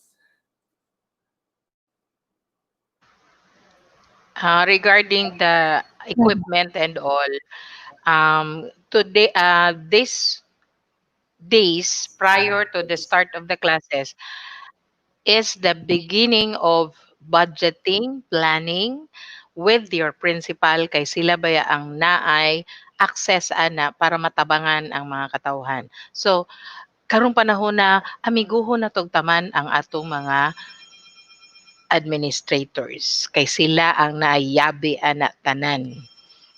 Amiguhon na to para matagaan gyud ta. Yeah. And the next question po para kay Ma'am Lizel. Ayan, sa MAPEH po ata ito. Yes, MAPEH. Unsaon ang MAPEH na needing og outputs like sa arts or mga exercises? Hello, good afternoon everyone. Tinuod gyud na no, labi na sa MAPEH kinahanglan man gyud og outputs no, like ours sa in our activity sheets naka-design talaga yan siya na uh, output oriented pa din siya kahit activity sheets siya, kahit self-learning activity sheets lang siya. Nagyud guided ang bata unsay himuon, unsaon niya pag-draw, guided siya tanan didto. Makahimo gyud gihapon siya og output. Dili siya exempted no nga kesyo activity sheet lang siya, modules lang ginagamit, walay output ka mahimo ang bata. Naa gyud gihapon, naay pamaagi ana. Ayan, so dun po sa matatanggap ng ating mga estudyante na activity sheets, they will be guided po as to how to come up with their output. Tama po ba, Ma'am Lizelle? Yes. And that was our last question po. Ay, ayan. Sorry po, may isa pang pahabol na question. So this could be a very important question po. Allow me to read it. Our last question for this afternoon from Zerlene Gonzalo. May adjusted grading system na po ba per subject or same lang po ba noong nakaraan po? Pareho lang po ang grading system sa modular, online, and blended learning? Okay, so far. Hello? Yes, ma'am. Go ahead, Okay. ma'am. We are still bound to obey the DepEd Order number 8. That's on grading system. Wala pa may grading system nga nausab. Ang sistema malanggod from face to modular, the same lang manggod ang kuan ana niya. Murag yun na siya nalahi. Pero ang content, ang competencies, ang mga ana parehas raman. So ang ato lang din is the system of delivering those competencies. But still, naalang yun gihapon tong grading system nga atong gituman sa dati pa. Moro man gihapon ang kuan niya, ma-modular man na siya, ma-online, ma-blended. Parehas ra man na siya nga content-based, competency-based.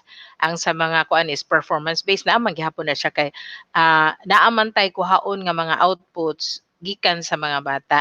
Wa man pud na gihapon mausab, no? O lang gihapon atong gitan-aw. K-12 paghihapon jud ang basis.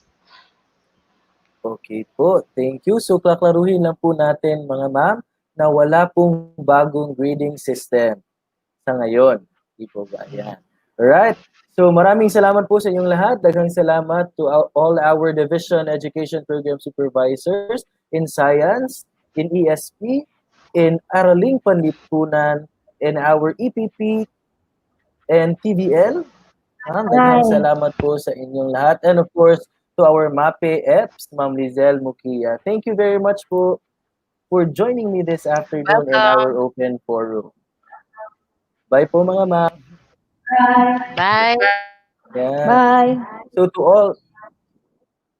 all our teacher participants, I hope that we were able to give clear answers po to the queries that you have posted in our comment section. And like what I mentioned earlier in the morning program, if you have your questions na ipinost nyo po at hindi na namin na-entertain, and if you think na very important ang inyong mga katanungan, you can channel those questions to your principals or subject coordinators upang masabi din po nila sa ating mga education program supervisors.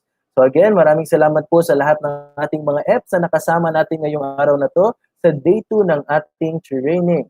Now, moving on with our program, it is time for us to acknowledge our early bird awardees for today. Mga early bird awardees po para sa ating day 2. Ayan. Andam na ba mo? Kasi appeal mo, no? This is per district po. Our 5 early birds per district. Ayan, let us go ahead and acknowledge our participants. Let us start with the early birds from Asuncion District. We have Irave Esparagoza, Charlene Barranco, Lorna Pabayo, Salambay Mama and Sydney Daray. Congratulations po.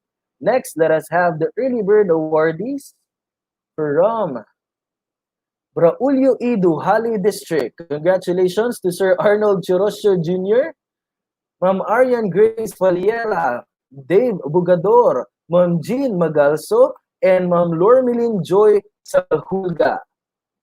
Next are our early bird awardees from the next district. We have the Carmen District. I love Carmen. Early bird awardees, we have Cristabel Benito, Jason Carabeo, Daisy May Ranera, Lloyd Bravo, and Jacqueline Ortiz. Yan. Congrats po. Mga mabibilis ang kamay sa ating attendance. We have the Kapalong East District Early Bird Awardees, Ma'am Jenny B. Avellana, Ivy Ugay, Ma'am Ofelia Raffles, Saulo Dumdum, and Ma'am April Joy Kailo. Ayan po sila, ang ating mga early birds from Kapalong East District.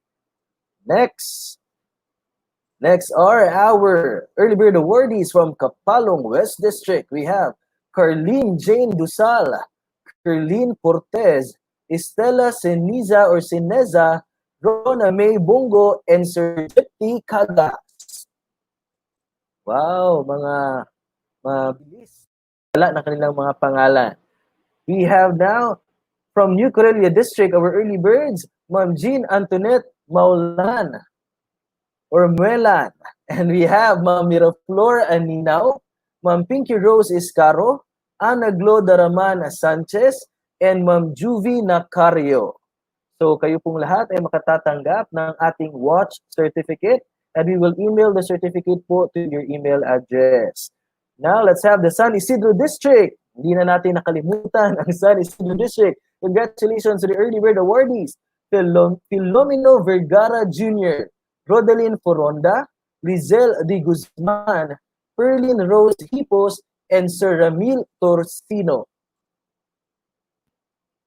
Next are from the Santo Tomas East District early bird awardees, Ma'am Laila Bayukot, Ma'am April Rose Robles, Ma'am Jara Riomero, Miss Jenna Peace, and Ma'am Sara Ebrano. And yes, nakikita nyo na po sa inyong mga screen ang ating link for the evaluation. Ayan, next is our Santo Tomas West District early bird awardees, Ma'am Kizia Denila, Ma'am Mayan Alamilio, Sir Dave Anthony Galicia, Ma'am Lorna Jane Barria, and Ma'am Leia Paman.